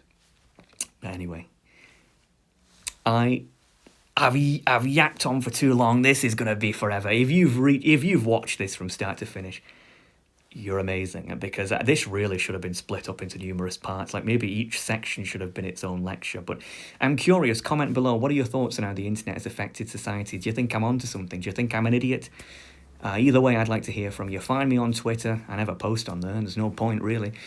And I'd like to thank the patrons on the Wall of Fame. However, you'll notice the Wall of Fame this time has been split up. At the top, you've got the active subscribers, the people who are still with me after all this time. I don't know why. At the bottom, you have what I call lapsed gratitude. These are people who, in the last 6 months, your membership lapsed. But I've put you in there anyway as a sign of gratitude, because, like, many of you were on there for months and I didn't make anything, so I'm going to put you on there. But I'm going to note that I'm discontinuing the Wall of Fame, and the reason is because I'm so erratic, and I don't deserve, like, I do stupid things like this where I do these experiments. I don't deserve your money, right? I mean, yeah, I don't deserve your money, and I don't want your money, and you're better off keeping it and spending it on something else. And so if you're a tiered patron, I'm going to cancel your membership in the next few days. You can do it yourself if you want to. If you're an untiered patron, if you're a legacy patron, I'll keep you on. But I'm announcing now, there's no Wall of Fame in the future. I'm not adding anyone else on there. I will, however, copy and paste this Wall of Fame for the next few lectures, or whatever that I make, whenever that may be, 2036 or whatever, as a sign of gratitude for being there for all this time. And I hope that kind of makes amends. I hope that kind of, like, I don't deserve you, and I know that, right? And I'm not going to pretend that I don't. So there you go. All right. Thanks for watching, folks. This has been a mouthful. I need a drink of water. And, yeah, see you next time.